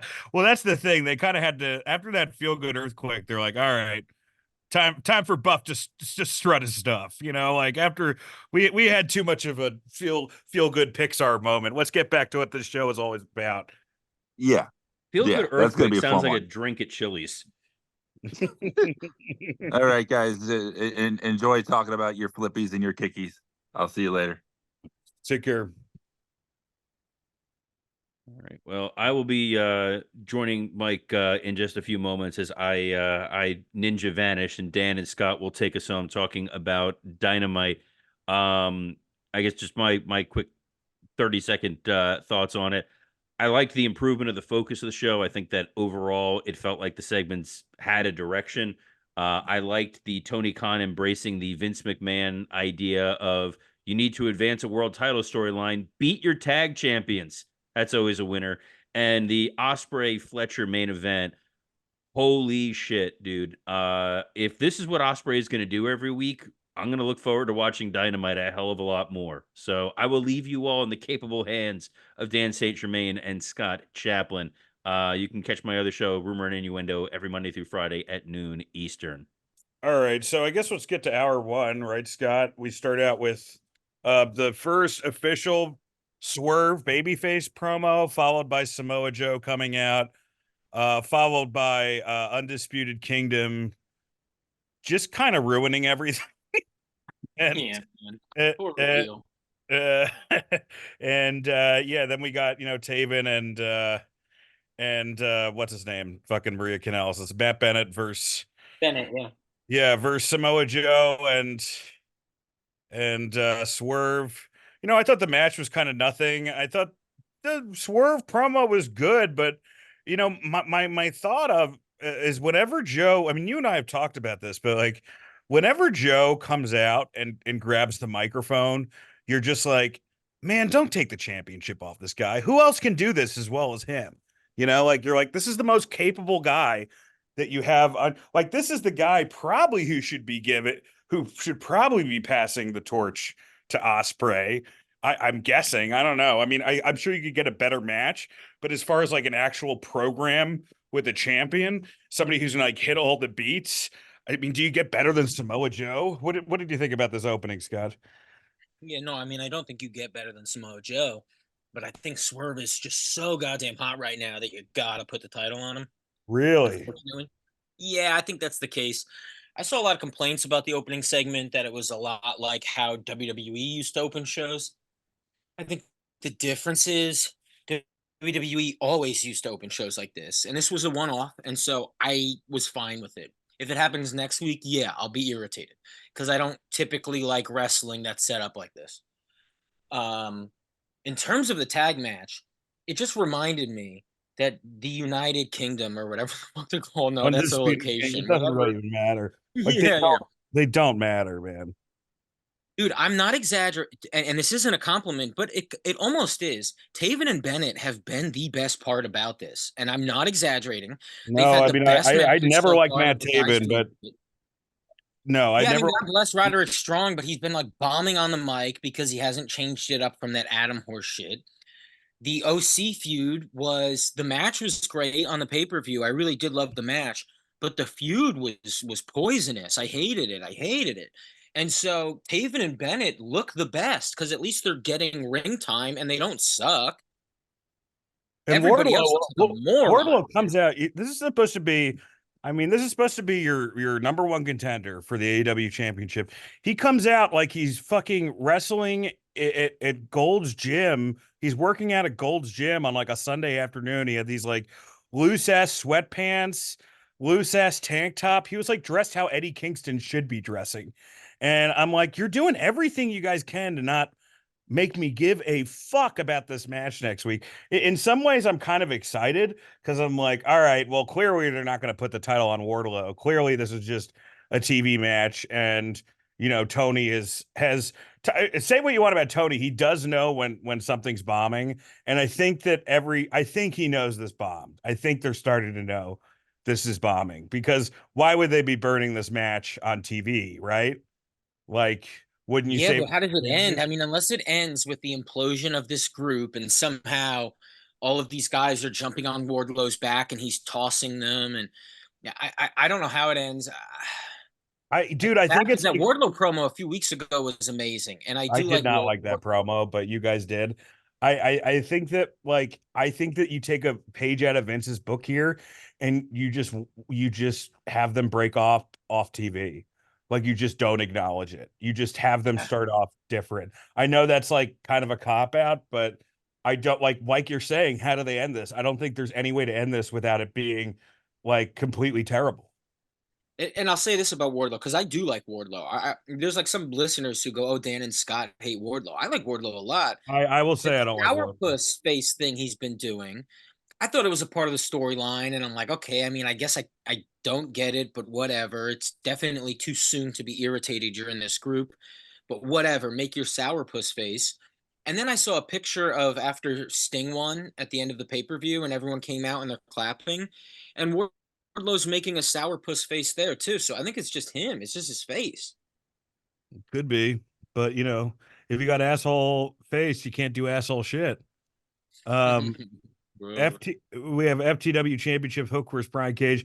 First, we get a segment, right? And again, my wife is kind of like the indicator of she hates wrestling, but the casual hating fan, because she was, she like watched Jericho in this Hook segment, and she's like, "What the fuck is going on?" She's like your big sister. She's like your sister in high school, and you're in 6th grade. She literally, because it was like Jericho's coming, like it was actually it was the biggest. It was like that Eddie's like, oh, he's fat. It was like Jericho was. We all talk about how great Jericho was on the mic, but like halfway through Jericho was into his spiel, my wife was just like, "What is he fucking talking about?" Just like completely takes the piss out of him. Which I texted you guys this. The problem with Jericho, and you and I both we liked the Hook Brian Cage match. I thought it was cool. I thought it was really good. The idea of having the FTW being the hardcore. The finish was awesome. I love the finish. Yeah.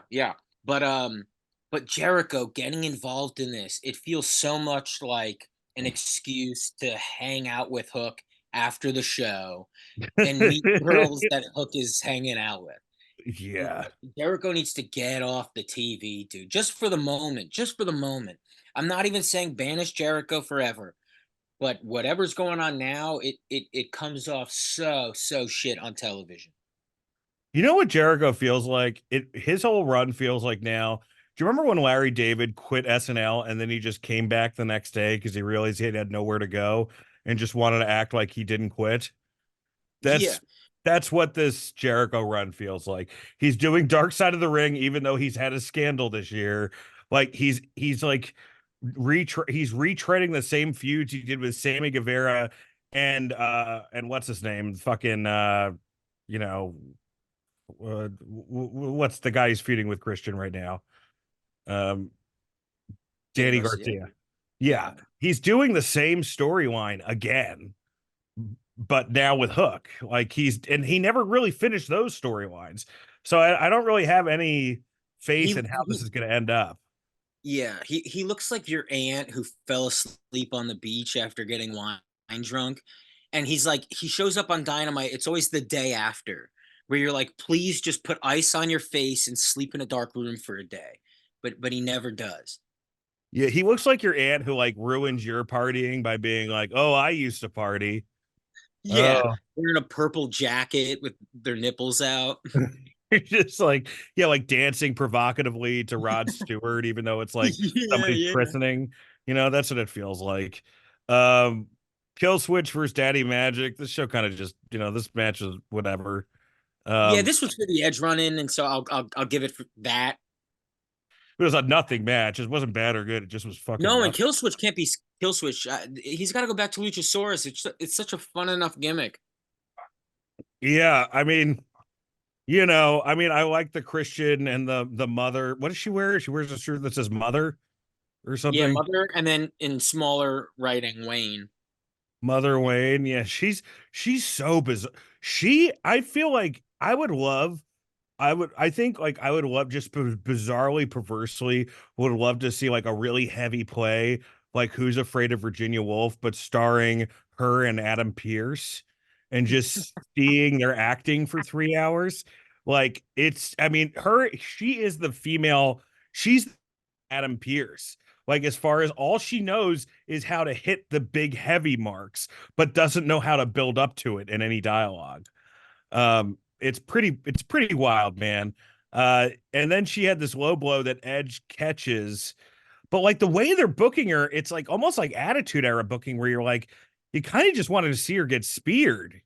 Like I know that you can't, but they're booking her like somebody who is like in WWE, to their credit, like they don't have like the women and men don't engage in physicality, but the most you'll see like a girl do to a guy is like a slap in the face, or like every once in a while Nia Jax and Rhea Ripley will do something more. But for the most part, and this girl's just like going around hitting people in the dick and shit. Yeah, I love her. Would you, Scott? Would I start a life with her? Yeah, Yeah, yeah, sure. yeah, for sure. Scott loves a MILF. In an interview, Kyle O'Reilly comments on his return, says he's grateful he received a second chance. He's just a really bad promo. It's still not as bad. I mean, the worst, we can agree the worst thing that we've ever seen is cool guy Kyle from That was NXT. wild. That was next Oh level. man, yeah. Yeah, that was getting your dog drunk at the pool party. And it was after he had this great feud with Adam Cole, and then he like came in with like glasses and hung out with Von Wagner. Like nothing made sense about that character. uh this is just normal bad. We get to the Bucks, and we already talked about this with Okada and Kenny. Do you have anything else to add here, Scott? No, I thought it was, put on a good time in the show. I'm excited for the future of it. I also think that it's a fragile gimmick. I think the EVP gimmick is super fragile. I think we pretty much haven't liked it most of this time. I thought last night it was very good. And I think next week that can change. There is something about a gimmick like that is irritating. I want to just be able to relax and enjoy it. But since there's so many inside moments, you go, please don't irritate people. But hot damn, does it seem like it's going to be a really, really fun gimmick? So no, I'm really hyped on the way Okada is being presented right now. Yeah, I think broadly I liked it. I just think the execution was kind of lame, and I just also like they just keep 2 steps forward, 3 steps back on like who's in the elite, who's not in the elite, and wait, isn't Hangman Page supposed to be a heel? Why are they? I Yeah, understand your that's why point. I Like, think and I notice it a lot in AEW, and you notice it later where it's like Jay White is kind of a face, but it's like how you got people you're nice to, people not that you're necessarily mean to, unless but people you might actually have an issue with, and yeah, you are different with. Uh, I like that in AEW where there's guys that I'm cool with this guy, I'm not cool with this guy. So I would like to see Hangman come back as a heel because he was so good, angry and pissed off, and I would like to see him even more delusional. I think that obviously is going to have to happen is if Swerve is champion. But there's also that other aspect of he can be a psychopath with Swerve and a hero who like saves a woman if Christian is gonna beat her up. So I I don't guess know. I'm just Because again, his specific. delusion with Swerve is it's all about what Swerve did, which again, you would want to cut his head off, even if Swerve ended up donating to charity later. Don't Well, matter. I'm specifically talking about the fact. I'm not talking about like shades of gray and the characters. I'm specifically talking about the fact that like I thought we were done with the Hangman Page Kenny Omega Young Bucks storyline, and Well, now I mean, are we we? are. They're out. We don't know when they're back, especially someone like Omega. So, one, when they come back, it doesn't necessarily need to be acknowledged at all until they interact with each other, right? Yeah, I don't know. Like I we're think talking about Omega. Omega might not be back till January. So you're saying we're done. It's like, yeah, we're definitely done. yeah. Well, I guess we'll have to wait and see. I just think that like you've done the elite breaking up and getting back together so much. I almost wish you hadn't brought up the elite. That's I just think that they're like the Judgment Day feels like it's getting old, and that staple's been around for a lot less time. You know what I mean? Mm. So it's just I just want to see him switching up a little bit. Chris Statlander versus Riho. I thought this was like one of the best women's matches they've had in a long time. As far as like the story they're telling, I mean, I think Stokely's really compelling, and I think I like Statlander a lot. I don't understand how again, this is more an indictment on Tony's booking. Where like you remember how hot fucking Chris Statlander was when she came back and she beat Jade for the TBS title. It just feels like all of that's gone. It does, and it feels like Stokely is about to turn on her, right? With Willow. Maybe, yeah. I mean, or she just turns heel and joins Willow, but why the fuck are you turning Willow heel? Like she's just such a white meat baby face. It I think doesn't. Stokely and Willow could maybe be one of Sasha's or sorry Mercedes' first opponents. I think my thing about this match and any of the women's segments on this show were even though I liked them, I'm going like, but wait, how does Mercedes debut next week? Like, what is the impact? Because there's no like obvious place for her to go or obvious person for her to feud with, other than like, oh, Serena D comes out and I mean, it's Britt I'm the Baker, best in the ring, and then that's right? that. It's Britt Yeah. Baker. That's who she feuds with. But I don't know what the Yeah, but fuck's. Britt's not even a. It's just it's What is all what is very he like. injured or she just got heat with the company? I don't know what's going on there. I would love for it to just be like, you know, we have a big like whatever tonight, and Britt Baker comes out, and it's like she thinks the big celebration is her return, and then Mercedes comes out, and it's like the balloons are for her, That's great. big That's actually business was for her, and it's yeah, like great. you get excited about a returning Britt Baker, and it's immediately squashed. Yeah. Yeah, I love that actually. Backstage, we have Tony Storm. I thought this was a really fun segment with where she's talking about the Tonys Awards with an eye so she doesn't get sued. My thing about this is the reason it was a great segment, and it's my issue with the Tony Storm character, is it's a great segment because it was a vignette in a vacuum or siloed off from everything else. She wasn't trying to get a feud over. She wasn't feuding with anyone else. It was just her being silly. And I think that's the problem with the character. It's the same thing I had with the Fiend where it's really fun stuff in a vacuum, but like as soon as you try to make it work with a serious opponent, it just feels kind of flat. Yeah, I mean you're not wrong. Like I should be excited about her possibly facing Mercedes, and I'm not, even though I'm excited about her as a Yeah. character. Yeah. Yeah, her and Juice, like they're like I'm only saying it because they're a couple, but I'm also saying it because something when they speak, I'm like, oh, I don't care what's going on. I'm enjoying this. It's funny enough. They're aware enough. And Yeah, obviously I had to get a Juice compliment in. well, I like Juice, but I just wish, I wish, the whole thing about the reason that The Undertaker worked is because he could do the spooky stuff, but he could also feud with people. And I think that that's the problem in wrestling gimmicks in general is like the really unique ones. Sometimes they don't have that second gear where you're like, all right, well, yeah, I love this gimmick. It's a really unique gimmick, but how does this work in the overall, structure of the show? And a lot of times it doesn't. So, I'm waiting to be proven wrong. I hope to be proven wrong on that. Darby Allin comes to the ring. He says he's basically going to die on Mount Everest. Um, what's his name? Jay White comes out. I thought Jay did a nice job with this promo. I just think like even though like Darby is clearly like beloved by their audience, I just think he's so fucking smug and obnoxious that like I'm like, yeah, whatever, die on Everest. I don't give a shit. Like yeah, Jay like I found Jay White to be more likable than Darby during this. Well, I thought Jay White came off very likable, even though he was talking like a heel. Yeah. It's unfortunate because I think the match is going to be awesome. I love both of these guys so much. I do. In the ring. I mean, Darby's like one of my favorite in-ring wrestlers. That's why it's so funny. I just don't like him off screen, Sure. No, I get it. But because there's like a lack of actual reason they're even communicating, it does fall a little flat, the segment, because there's not a feud here, and whatever Tony told them to go out and do, or hey, just do whatever to set up next week's match, it really wasn't enough in terms of like what they were even saying. He's just like, hey, join my group. No. Okay, bye. Uh, I thought this was one of Darby's better promos, and I thought Jay White, in terms of like promos in AEW, at least he showed he's competent and quick, and he doesn't trip over his words, things like that.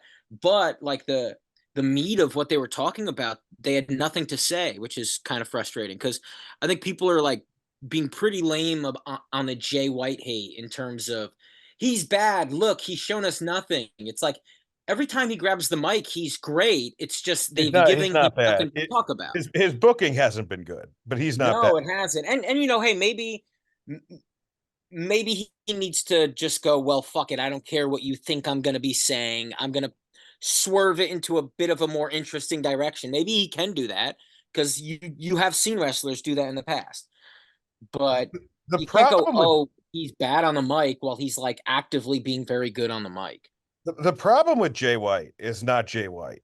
Like it's his booking. And I think that like because if you're a wrestling fan, you like Jay White, man. You love what he did in New Japan. You love the promos he would do after he lost. I mean, those were tremendous. I mean, I'm sure you have people like Mike on this podcast who are like, oh, Jay White's really boring. And it's like, well, then you're not fucking watching wrestling because he's not boring.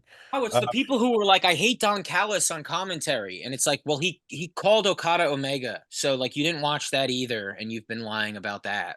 So Yeah. Well, that's the thing is like, I think Callis is a little different, but we can talk about that. But like, I think that the problem with Jay White is that Jay White's gimmick in AEW is that he's this amazing, excellent wrestler.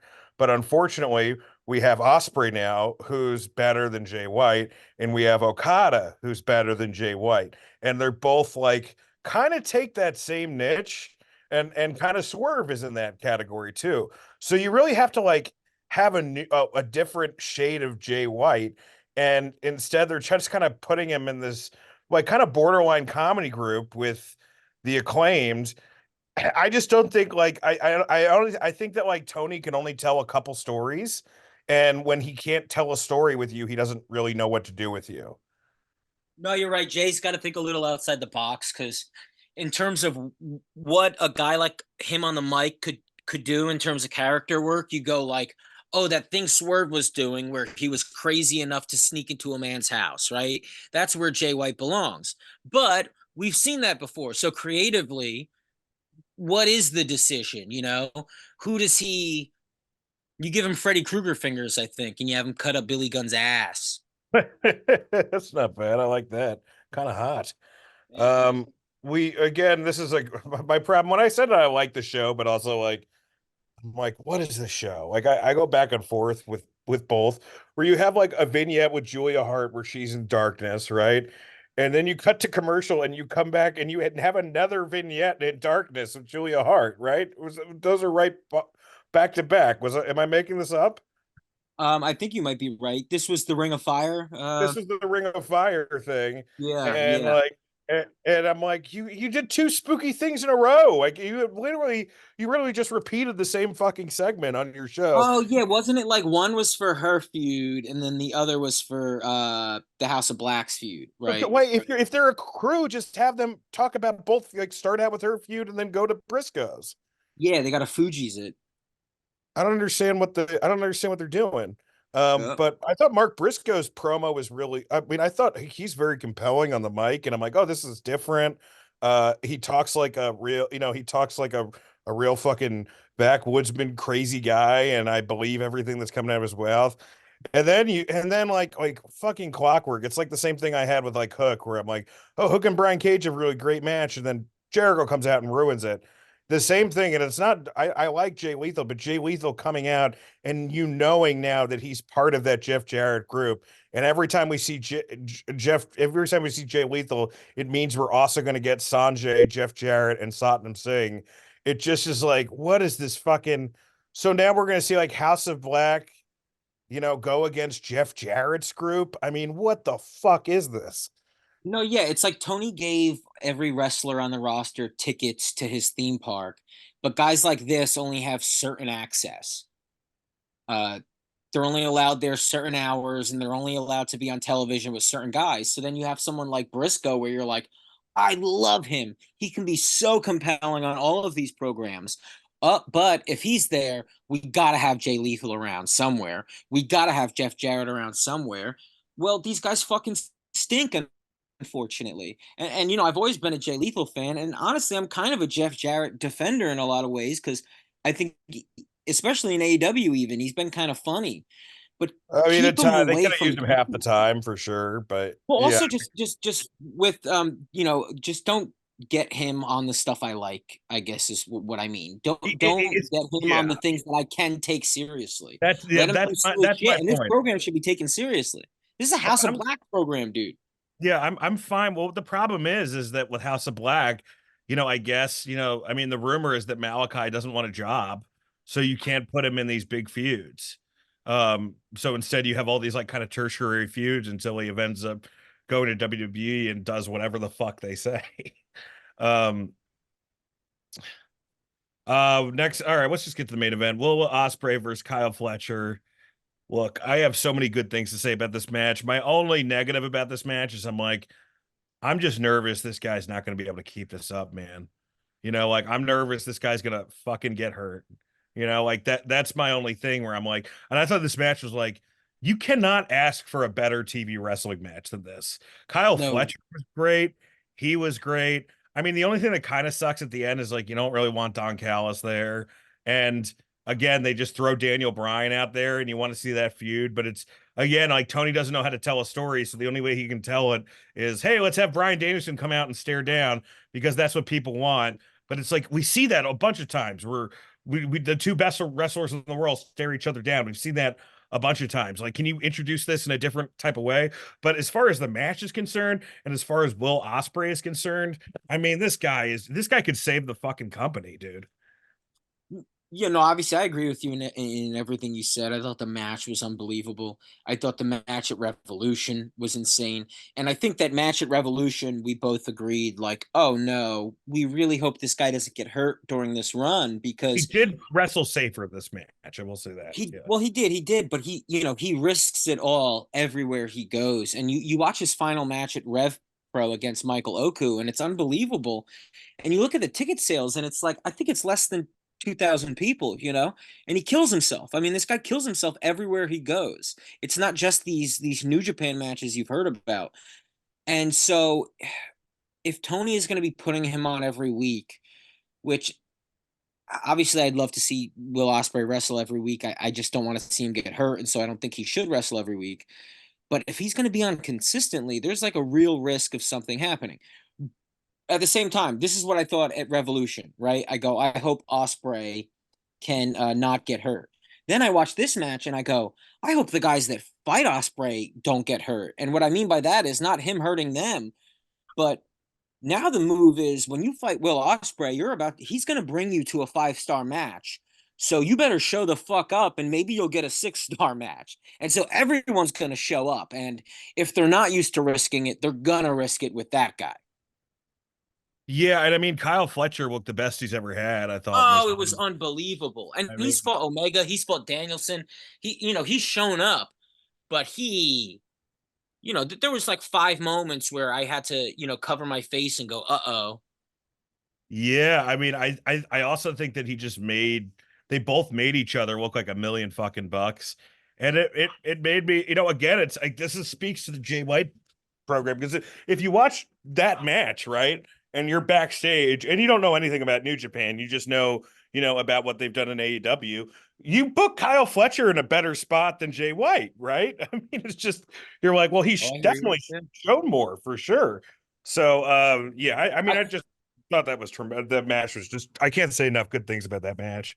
I got to say this too, because obviously I think Don Callis does have to get away from Osprey before Osprey wins the title, right? This is Ab- obvious. I think they And need to do it like this month, ASAP, ASAP. Yeah.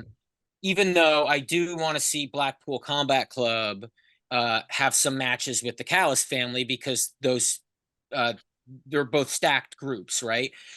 But what I do want to see is, because I do want to see Kyle Fletcher with Osprey. And United Empire and New Japan was so good. And part of it is that Osprey is so good at coming off like he's hanging out with his boys, and everybody comes off so cool that's in his crew, that I kind of want Osprey to take the entire family with him. And his new crew is, Fletcher, a returning Mark Davis, and then have Hobbs be one of Osprey's boys too. Yeah, That's a because good you want faction, man. like the next breakup between Fletcher and Osprey to mean a lot, like, and the only way Yeah, to but do you that. also want these guys to be like likable young dudes who have banger ass matches, and that's a Yeah, way to get Hobbs over. Like the way that we all fell in love with. I mean, dude, he's like the Jeff Cobb of it. yeah. He's the Great O'Khan of this group in terms of United Empire, but now they would be here. Yes. Yes. I mean, the only thing, like I said before, as you were mentioning, Osprey breaking their body, like one of the reasons, like, and we all love Randy Orton on this podcast. And We then you think, have a face Takeshita, which is what we need if we have a heel Okada. Go ahead. yeah, for sure. But if you have, okay, right, you have like, we all love Randy Orton, but part of the reason that like Randy Orton doesn't get old is because he does a limited amount of things in the ring. So like, it's harder to watch Kenny Omega matches that aren't good. Like okay, what I'm saying is like Kenny Omega, we clearly has better in-ring matches than Randy Orton, but like when Kenny Omega loses a step, you really fucking notice it. Opposed to like Randy Orton, where he wasn't really doing that much anyway, but what he did was great. Like what he does is really good. So I think that's always the problem with guys like Osprey, with AJ Styles, with Shawn Michaels, even. Like even though Sean, got out before that happened, is that like when your style is that fucking intense, we're gonna notice it. If you decide to, take it down a notch. No, I agree. I agree. All right. Well, before we get to high spot, low spot, you guys didn't talk about Raw. I feel like we should talk about Raw since it's like one of the most viewed fucking shows. And If you want to, I like, mean, we did talk about Diarrhea Dwayne. If you want to pick a few okay, bits, all right. Well, whatever. I mean, look, we talked about SmackDown this week's Patreon. We're gonna be obviously talking about this SmackDown because they're gonna make the tag match official. And if you listen to our Patreon last week, we really gave a love letter to, how great WWE is doing. And it was also a love letter to how much we love that AEW show. It was really a love letter to pro wrestling. So anyone who thinks that we're being negative on wrestling, like, you haven't been listening to the show lately, because we've fucking loved it. I mean, as far as like the other things that happened on Dynamite, like we have the Intercontinental title scramble match.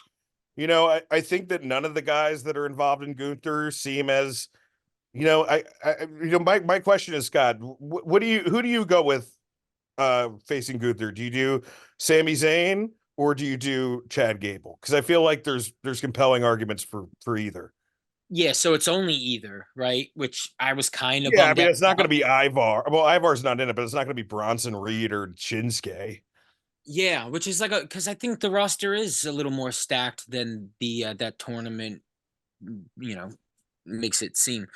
But dude, I gotta go with Sammy just because it's Mania. I love Gable. I know this would be their third match, right? So it would be So he like would have to go over, yeah, for sure. yeah, and I mean that would be an amazing moment. And I think Chad Gable deserves a WrestleMania moment. But Sami Zayn, what he's done over the last, he's probably had my favorite Mania moments the last like 3 years, 2 years, definitely. Yeah.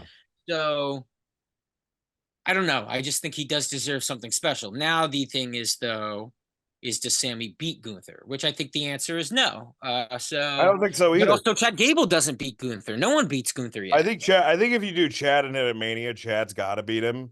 But then, do you really want to do that story because you already have the Cody story and it's a Cody, no, Cody is the only one who we should be weeping for at Mania. You know. No, you're right. You're right. You're completely right.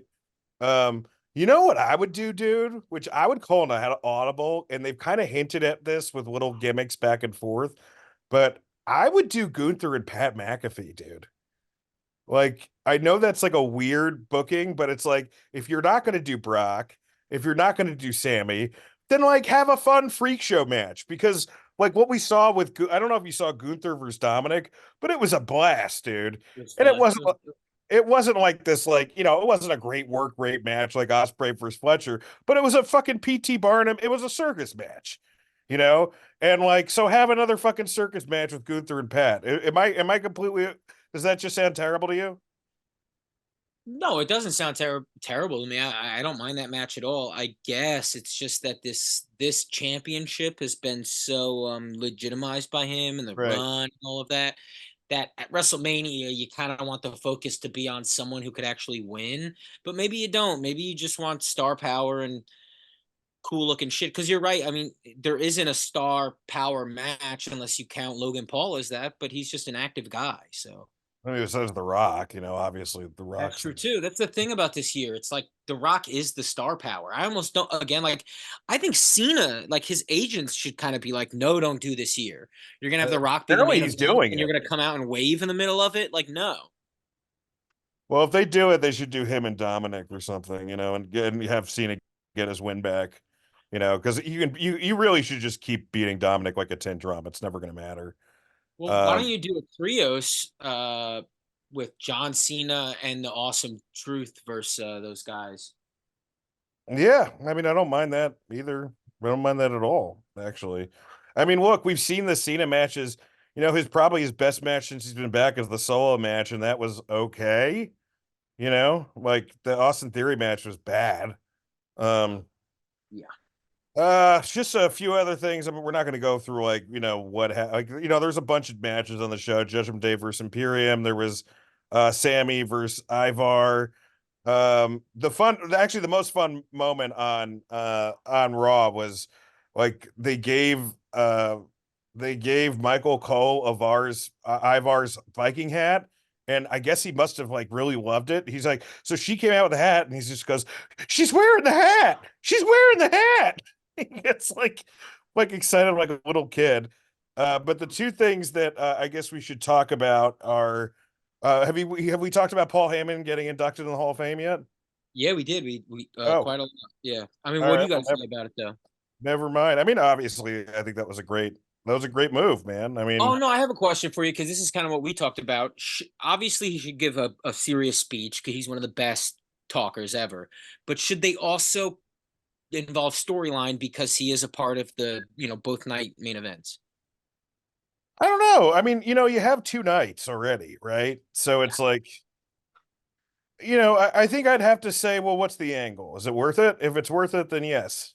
And if it's not, then no. But I know Heyman's all business, dude. He's not like one of these guys like Brett who needs to like talk about how great the Hart Foundation was for 50 minutes. You know, he wants to get an angle over. So yeah, and I mean the last thing I want to Jey Uso versus Drew McIntyre. This match wasn't that great, but the ending of Seth coming out and Drew basically just calling him a fucking idiot. I love that part of it. What did you Oh think? yeah. Well, even more in the match was, the match was what it was, but even That's more what than it was. It wasn't bad. It was when not Seth bad. It was came out. fine. Yeah, It but was fine. I liked it starting when Solo came out, and it just and it evolved because Cody came out too, right? Cody came out too. Yeah. Yeah, I loved all of that. I loved when they all came out at the end. It was just very full, and it got you excited about, I guess, what, 3 WrestleMania matches. Yeah, so No, very very. it's so funny when we talk about AEW and WWE because it's like AEW like, oh man, we would love with the match and love with the match. And then Brian Danielson came and they kind of blocked it weird, you know? Like, and it's the Oh opposite of yeah. WWE. We're like, yeah, the match is whatever, but did you see what happened at the end? they're so good at that little shit. Yeah, you're like Danielson was checking his Fitbit as he was walking down. And they're so good. The companies are so great at such opposite things. Like that. And I can't say which company I really like more anymore, because it's like you can't, like, anyone who says that AEW tells better stories is a fool and has better ring segments is a fool. But anyone says that there's anything on WWE remotely as good as an Osprey match is a fool. Like, so it's like, I don't know. I think the companies are kind of, I mean, I think WWE is probably a little better right now, but they just Well, I'll do. say this. So, like, because I would agree with you in terms of like start to finish show, right? Even though I thought Revolution was better than any WWE pay-per-view of the last few months, including Royal Rumble. Um, but Sure. but man, WrestleMania 1, I think the lineup is unbelievable. Then after that, you get this what is it called, Dynasty pay-per-view that I was nervous about because it's so soon. But now we're gonna have Okada, Eddie Kingston, Osprey, Danielson, and you're like, oh damn, these companies are gonna keep getting good after WrestleMania. I'm so used to wrestling getting bad again after WrestleMania, and we're just gonna continue on this upward trajectory. Like, what the fuck's gonna happen at SummerSlam? Well, Because that's what I again, mean. they're all business now. TKO is not looking at this as like the way Vince did of, okay, let's reset. Sure, I think people will get fired the way people used to get fired after WrestleMania. They'll keep that tradition. But the fact that they're going to go, okay, what's bigger now? Dude, I'm so pumped for all of these people. Well, yeah, because as soon as Mania's done, it's like you just immediately, like, SummerSlam, you already have like 3 built-in huge matches, which is Drew and CM Punk. And you eventually have to pull the trigger on Cody and Orton, right? That's the story they've been willing to, that's been waiting in the wings to tell ever since fucking Cody's been back. And Man, then I saw people saying that Orton should have been there instead of Seth, and I love Seth, but I almost agree, especially that nepotism thing and the tag match at Mania and Cowboy Bob and what could have been. but I really love Orton and Logan too. I do, I know. I mean, I don't think you can go wrong either way, honestly. Oh, and that's the great thing. It's just like it's like, you know what could have been cooler to me in this moment, but it's all just so good. Yeah, and then you have Roman and Rock and Roman and Solo still, like there's still so many fucking good stories that this company can tell. So anyway, I fucking love wrestling. That's my point. Let's get to high spot, low spot. What was your high spot this week, Scott? High spot's got to be debut of Will Ospreay. Even if it's not a game changer, it is for me. You know what he did? He did that thing that Omega did for me and in the beginning of AEW and guys like Ray Phoenix and Pac, where it didn't matter what the rating was or how many people were in attendance. It's like, oh, okay, good. Yeah, don't watch this. This is just for me and my boys then, because it's something so particularly good that anyone saying anything negative about it, it's like, well, then you just have bad taste in music. I don't know what to say, Yeah, like, right. Yeah, it's almost kind of like, oh, so the Beatles aren't good?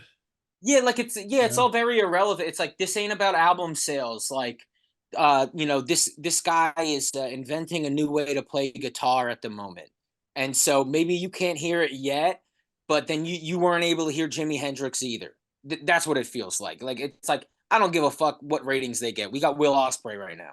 Yeah, 100%. So that's my high spot. My low spot is Scapegoat. Oh man, we haven't talked about this. Did you guys talk about this yet or no? No, not at all. Oh man, we got to talk about this. Yo, so at a New Japan show, Jack Perry, I forget even who he beat. I think he beat like Shota Umino. He was Shota Umino? He beat like, one of the guys who everyone's claiming is like, now that Okada's gone, they need a face, right? Anyway, Jack Perry beats him. Oh, he comes out now in a goat mask. And this is not a menacing goat mask. He looks this is like lifelike, realistic boogers in their nose goat mask. He looks stupid. He looks like a dumb guy. He looks like the Rob Schneider, like, you can do it. It reminds me of the Adam Sandler sketch. It's like the dumbest goat you've ever seen. It's separate. It's like Um, it's painted all black. It almost seems like they had like a goat mask for Mardi Gras, and they're like, "Oh fuck, we got to make this evil. Just grab some black paint," and they throw some black Yeah, paint on it. yeah.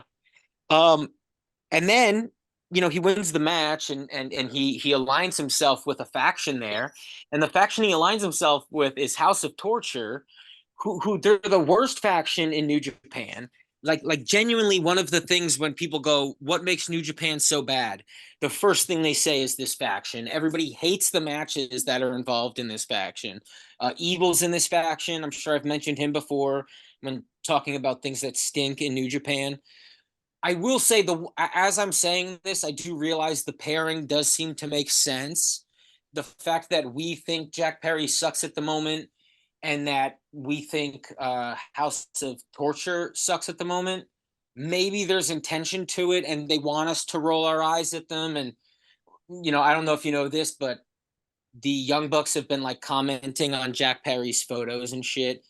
So What do they say? eventually, at the very least, at the Forbidden Door, scapegoat Jack Perry is going to be let in, and it's probably going to be because of the EVPs, which is fun enough. But Jack doesn't seem like he What can kind of what handle it. comments did he? He What looks like an idiot, right? He looks dumb. His promo was bad. promo's And so bad? that's the scary Really? part. And that's what I'm forgetting. It's sort of the Sammy Guevara thing, where it's like, I am rooting for this guy, and this shouldn't necessarily suck. I have his autograph. I took a picture with him. I love Jungle Boy matches. He like cuts an angry promo after backstage, and it's like, you don't even feel angry, and you even almost have a right to be angry. Sure, why not? You don't come off that way. You're ineffective. Mike Lawrence said it's like Leonardo DiCaprio when he's angry in a movie, where it's just you can't connect with it. I mean, that's a Unfortunately, little unfair to Leonardo DiCaprio, I think. well, yes, but he has a beard, but it looks like it was taped on. Yeah, I mean, So that's one of those. I mean that promo was really bad, and the faction sucks. There's just nothing, there's nothing about, like it makes me nervous for New Japan because I'm like, is this your version of like Finn and AJ and Adam Cole and the fucking Bullet Club? Like this is if that's it, if this is your best shot, if this is you taking your best shot right now, this company's fucked. You know, like there's no daylight at the end of this tunnel. No, I'm And definitely confused for sure. Oh, also, like one of the highlights of that last show, the last big New Japan show that I really enjoyed, Osprey's final night. You had Danielson versus Zack Sabre Jr., where Zack Sabre Jr. went over. You had Finley beat Osprey, and it finally felt like Bullet Club was cool again. And then Finley lost to Ziggler. The title that Finley had, he lost immediately to Ziggler right after that. So what are we doing? It's just ass. it really has been, Riddle beat Tanahashi. Real dumbass decisions. around the pandemic, we No were all, faith in like wrestling viewers. and you were a bit of a New Japan apologist around the pandemic. You're like, well, it's just because they can't let anybody in, and that's why it's. But like they have Oh, it not was bounced brutal, man. back. It was brutal. Yeah. They have not, but they have not bounced back. And even AEW now, when you're getting Osprey, you're getting Okada, you're getting Mercedes, you're having people that are starting to like, okay, maybe this is a different company now, and there's things to enjoy about this. And I shouldn't think about this in terms of CM Punk anymore because it's a different company. And CM Punk and Cody are at the right places, and Osprey and Okada are in the right places. But with New Japan, man, it just feels like it's just been a gradual decline for the last couple of years. Like, What a prediction of mine for like the end of 2024, I'll say it right now, is that Tony Khan is going to have heat in the wrestling community for like pulling away from New Japan after, acquiring a lot of their guys. And I think you're going to have this Forbidden Door, and I think it is going to be a lot of fun because they do have really, really good guys over there. It's just they're not. It's like it's not good enough to tune in constantly, or it's not good enough to. Not even that they're not good. The guys working at New Japan don't know what to do with those guys, and so yes, we'll get a very good Forbidden Door show that we'll love, but something to tune in on New Japan, we're not going to get that ever. And I think Tony is going to get enough guys, and enough guys that come over are going to have bad things to say about New Japan, like Okada, unless that was a work too. And who the hell knows? But yeah, my prediction is that Tony Khan is going to slowly step away from a dying New Japan, and people are going to go, "You're part of the reason it's dying because you took some of their guys." But at the same time, it's like, what are those guys supposed to do? What is Not Tony supposed to do? not grab a lifeboat while the Titanic is sinking. It's not fucking anybody's fault. No, it's nobody's fault. And yeah. All right, well, let's get to my high spot, low spot. High spot, I have obviously I would say Osprey. I can't disagree with that. That's probably my in-ring high spot. Another few things that I am going to mention in the high spot conversation are Drew McIntyre cutting the same promo CM Punk cut on the Young Bucks on Seth Rollins on fucking Instagram. Did you see that? It was Yeah, so good. it was so good. I So mean, good. Drew has been a blast, man. Drew is my favorite wrestling character right now because he's basically the guy on the podcast saying the thing. He's like Cat Williams on the podcast right now, where Yeah. he's just like telling shit that he's like speaking at a school and he's funny and like I mean, I think they're going to be in for a problem because I think at Mania people are going to be fucking cheering for Drew and booing Seth. Yeah, I think they're in a weird spot. Because it's like what is like everything that Drew's saying, it's like he's saying like, hey Seth, that promo sucked. And we're all like, yeah, it sucked. Yeah, Like no, I know. I was kind of irritated with Drew doing that just because, again, I love everything Drew is doing, but dude, Seth has taken so many blows already, and like this feud just started, and like I've said this every week on the podcast. I like Seth so much that at the end of this WrestleMania, I want him to be the guy we're rooting for next. well, that's the problem with Seth, man. Seth, But I it's just like you can cheer him because yeah, he's so great in the ring and he's really good at when he's just cutting a normal promo, like a normal fiery babyface promo, he's really fucking good. But he like thinks he should be more than he is. So he adds all this shit, whether it's the goofy costumes, whether it's, calling, rock diarrhea or something like that. That you're just like it's like him calling the rock diarrhea is like the same feeling you got like in a comedy competition when a grandma would start rapping, it was like that kind of thing where you're like, oh, this is fucking not good, dude. well, and the way he set it up, he was like, "I've been thinking about it. What do I?" It's like you're cooking this up, dude. Come on. That's really bad. And I'm also going to say high spot, even though like, well, clearly we're not going to hear the end of Vince McMahon, but the way that TKO is talking about Vince right now, I mean, it is a high spot in the sense of like there is no way this guy is ever coming back in any form to this company. Like we always said that the last couple of years we're like, well, he's going to be back. He's going to be back. I mean, if you read, I mean, did you guys talk at all about what TKO said this week? No, we didn't. But basically, they said he has nothing to do with us, and he never will ever again. Right? Yeah, they're like, well, it was even worse. They were like, what do you think about Vince selling the Scott? He goes, well, we wouldn't know because we don't talk to him and he doesn't come here at all. So yeah, we wouldn't know anything about that, and we shouldn't know anything about that. We won't know anything about that. They're basically like, Wow. just like fucking, just throw the baby in the bathwater out of it. The baby's like mutated, so fuck it.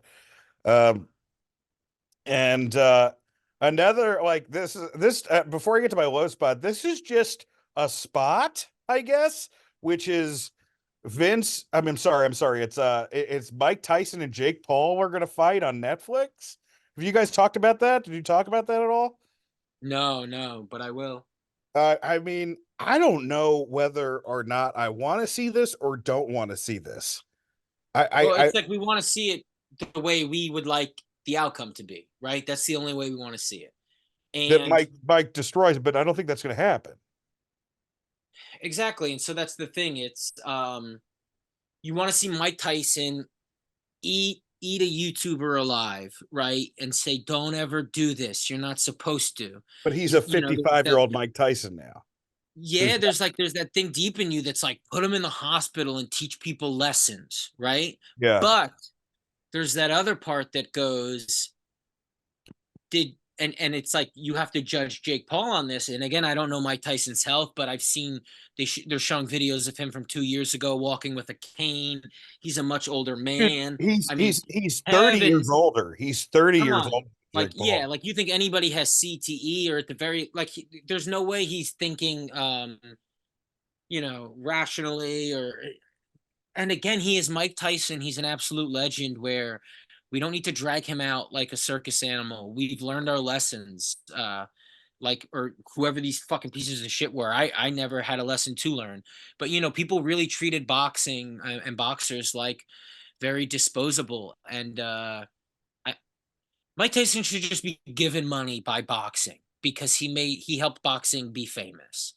And unfortunately, he has to still find ways to get paid. And boxing is going to somehow allow this to happen when instead of getting like we should be getting a tribute night to Mike Tyson, and you pay $90 and you get fights that are dedicated to Mike. But instead you're going to get a circus show where a guy who probably is not healthy is going to get beat up by a YouTuber, and then people are going to say, "See, Jake Paul is legit. He beat up Mike Tyson." Which, by the way, Unless Jake Mike is Paul. doing well and he kills him, and then hell yeah, and I'm happy it's happening. But it just feels awful because Mike doesn't have to do this. Yeah, yeah, it's because he's not. Because the thing is, the reason that it doesn't help boxing is that Jake Paul is not. I mean, he's not going up against the top cruiserweights in the world right now, right? He's not going against like literally the number one boxers. He's going against. He's not going against the guy from Australia, Jai Opati, whatever the fuck, Opata. Like, he's not going against these guys that would kill him. He's going against,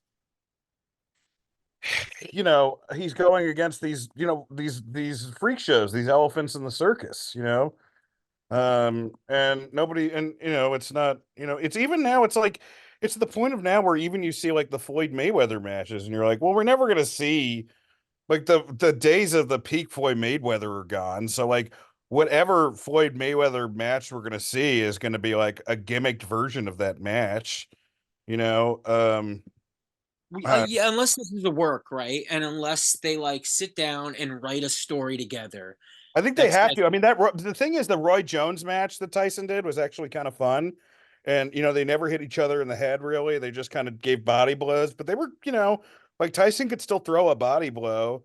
But I don't know what, like I'm just nervous this is going to be like Logan Paul and Floyd Mayweather, where it's just going to be kind of a church fart, Yeah. Oh, so I don't know if this is true, but I'm reading online right now, and this is just a random poster, but saying that Okada is going to make 4.5 million a year. That can't be right, right? I mean, Tony's a money mark, dude. Wow. And then this other thing, which is definitely true because everyone's reporting it now, as I've been here for 2.5 hours, maybe three. But Kevin Kelly has been removed from the AEW roster page. Oh no, he's And you gone. need to listen to the Patreon to find out why he would be removed. well, Because yeah, we've talked so we went much. into detail about that. Well, yeah, and also, I mean, oh my God. I love Kevin Kelly. I loved Kevin Kelly on commentary. I know he wasn't great in AEW though. I will say that he was wasn't. great. He wasn't. He was Man. great in New Japan, and maybe it's because Collision wasn't great, isn't great. But like he never, he did not, he did not get to his heights that he was in New Japan, not even close. Oh, I agree. I agree completely. And there was a moment where Kevin Kelly was my favorite commentator. Yeah, Yeah, he me didn't too. bring it, but I You and still me had him he as. belongs somewhere. I mean, I on the think you and me show, but had I him guess these backstage issues. in our He talked stupid shit on the award. company the weekend of the pay-per-view. He said Ian Riccaboni slandered him, and yeah. It was a really bad look for the company, especially like the day of Sting's retirement. But Yeah, come on. all I know is that we know for sure Tony's not the one who fired him. It's someone else. That Tony did not make that call. And my low spot. We haven't got into this, but there is a new wrestling murder, folks. Daniel Rodimer, who was on Tough Enough and was briefly running for a Republican seat. We talked about it on the podcast. Do you remember we talked about his political advertisements on the podcast? I don't think so. What were they? No, we did. I mean, I guess it's like he had all those like weird like Texan like he had all these like congressional ads where he was talking in a Texan accent, but he wasn't from Texas, so the accent was just completely manufactured. But apparently, this guy Danny Rodimer is a big guy who apparently was. I just found this out from Meltzer today. He was supposed to be the third guy in Rated RKO, so he was slated for. No. Yeah, he was slated for a really big push in WWE. Like Stephanie was really high on him. He had the look for sure. He had the look, but he just quit and he went back to law school. He's kind of an interesting guy, but he beat somebody. He beat this guy to death in this Vegas hotel room. I guess there was some party in this Vegas hotel room, and this guy had offered, I guess, Daniel Rodimer's stepdaughter cocaine because there was like a lot of cocaine at the party, and Rodimer just fucking beat him to death. Wait, what was your excuse for why he offered it? Because there was a lot of it. No, I'm not saying that's good, but I'm just saying this is fucking what happened. The most interesting thing about this is the guy that he killed was in jail. I'm getting the name right now, but the guy that he was killed, Chris Tapp, won about like 13 or 15 million from the government because he was put in jail for 20 years for a murder and rape he didn't commit. And through DNA, they found out it was another guy. So I guess he had just gotten out of this. And then a couple years later, he's fucking beaten to death by a professional wrestler after spending 20 years in goddamn jail. Just is kind of nuts, dude. He's only been out since like 2018 or something, 2019.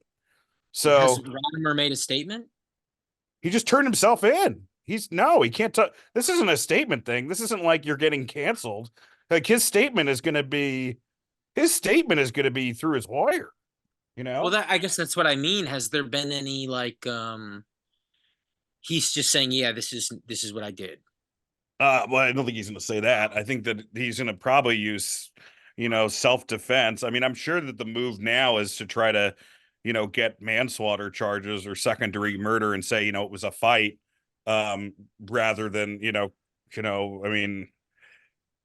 I think it's second-degree murder. I don't think that they can say it's first-degree murder because I don't think Daniel Rodimer had a plan to kill this guy. But yeah, it's a lot of wrestling deaths the last couple months between this and Blackjack, Billy Jack Haynes or whatever the fuck. It's I would say that they're gonna have a pretty full dark side next season. But I think it's like wrestlers every wrestler is getting what they ever wanted, and so Will Ospreay is getting these 5-star matches weekly. And Roman Reigns is finally getting, the recognition he deserves after all these years. Everyone's getting what they want. The Rock is finally getting what he wants. And some of these wrestlers, what they want is to murder people. And they get to pursue that dream this year, too. 2024 is the year of the wrestlers' dreams. And we just get to watch it happen, I mean, and this guy was fans, it works out.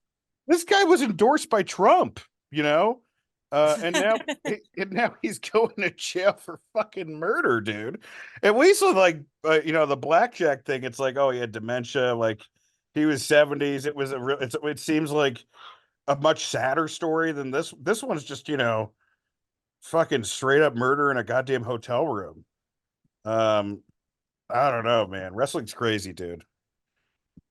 Yes, it is. It is. But not as crazy as Scott's podcast, Out for Smokes. Bang, bang. That was my way to transition you to plugging your shit. Oh, yeah. Check out my podcast, Out for Smokes. And listen to this Patreon, Wrestle Roasts Patreon. We had a banger this week. We talked about Revolution. We broke it down, and that was a really fun one to talk about. Yeah, guys, we have hours and hours and hours of material on Patreon. Everything from like roasts to watching old pay-per-views to and also the old Total F and Marks Patreons there. So we had greatest star matches at the time, which I think a lot of them have been uh usurped by these Osprey matches. But next week, this week for the Patreon, we're going to be talking about SmackDown on Friday, which is going to be a really hot SmackDown. That's where The Rock and Roman are going to be confronting Cody Rhodes and Seth Rollins, or Cody and Seth are bringing the answer. But next week, Scott had a great idea for a Patreon. I don't know if you've ever seen those Marvel What If episodes where it's like, like what if Iron Man was actually, a member of the X-Men instead of the Avengers. But we're going to do that with wrestling, right? So, what if Kevin Nash and Scott Hall never jump ship to WCW? All those type of hypotheticals. Maybe at next week's episode we'll list some of those so you have an idea of what you're looking forward to. But yeah, Yeah, man. what if instead of Stone Cold blast shattering, it was like a fart blasting? Little things. We're all gonna bring different ones. Some of them are extreme, some of them are just fun, Yeah, but it's gonna be a good one. it's gonna be a lot of fun. And my special comes out this Tuesday, What guys. if Robert never got a check from WWE? What? Oh, this is a great one. What if Robert? What if Robert never left? Robert's just sitting. He's he's sitting listening right now. What if Robert never? But yeah, my special Dance Fatty Dance comes out this Tuesday, March 12th. It's free on YouTube. Just please subscribe to my YouTube channel. Leave a comment. It's a free special. So what I'm asking for payment is to leave a positive comment. That's huge, man. Dude, record something and put it at the beginning of I'm, this I'm too. definitely going to do that Yeah. when we're done. But Good, good, yeah. I'm really proud of the special. Scott opened. He did a great job. Which all you hear is Scott's voice, but because it's not Scott. But maybe we should have put some of your jokes on there. Maybe it would have Oh, been my fucking special. Yeah, it's not your special. Yeah. But yeah, it was a really fun special to film. Two buffoons, an 800-pound gorilla, and all things comedy have all been a tremendous help. Two buffoons are the production company, Jason and Ryan. Those are the guys who made it. But I'm really proud of the special, and I'm going to be doing a lot of other podcasts to promote it. Snobby Worlds, We Might Be Drunk, a bunch of different ones. So yeah, man, a lot of exciting stuff coming up. And if you're in Cincinnati, I think the tickets are sold out, but I'm opening for Dan Soder this weekend. But on Sunday, we're in Lexington, Kentucky, and I think there's still tickets available at the 5 p.m. show. So any Kentucky Forbidden Dorks, if you want to see me and Dan, I mean, it's a hell of a show because, Dan's, I don't know if you've seen Dan Soder's new special on YouTube, but it's one of the best that I've seen. So check it out. And until then, folks, it's never goodbye. Wash your hands. Scott? Goodbye.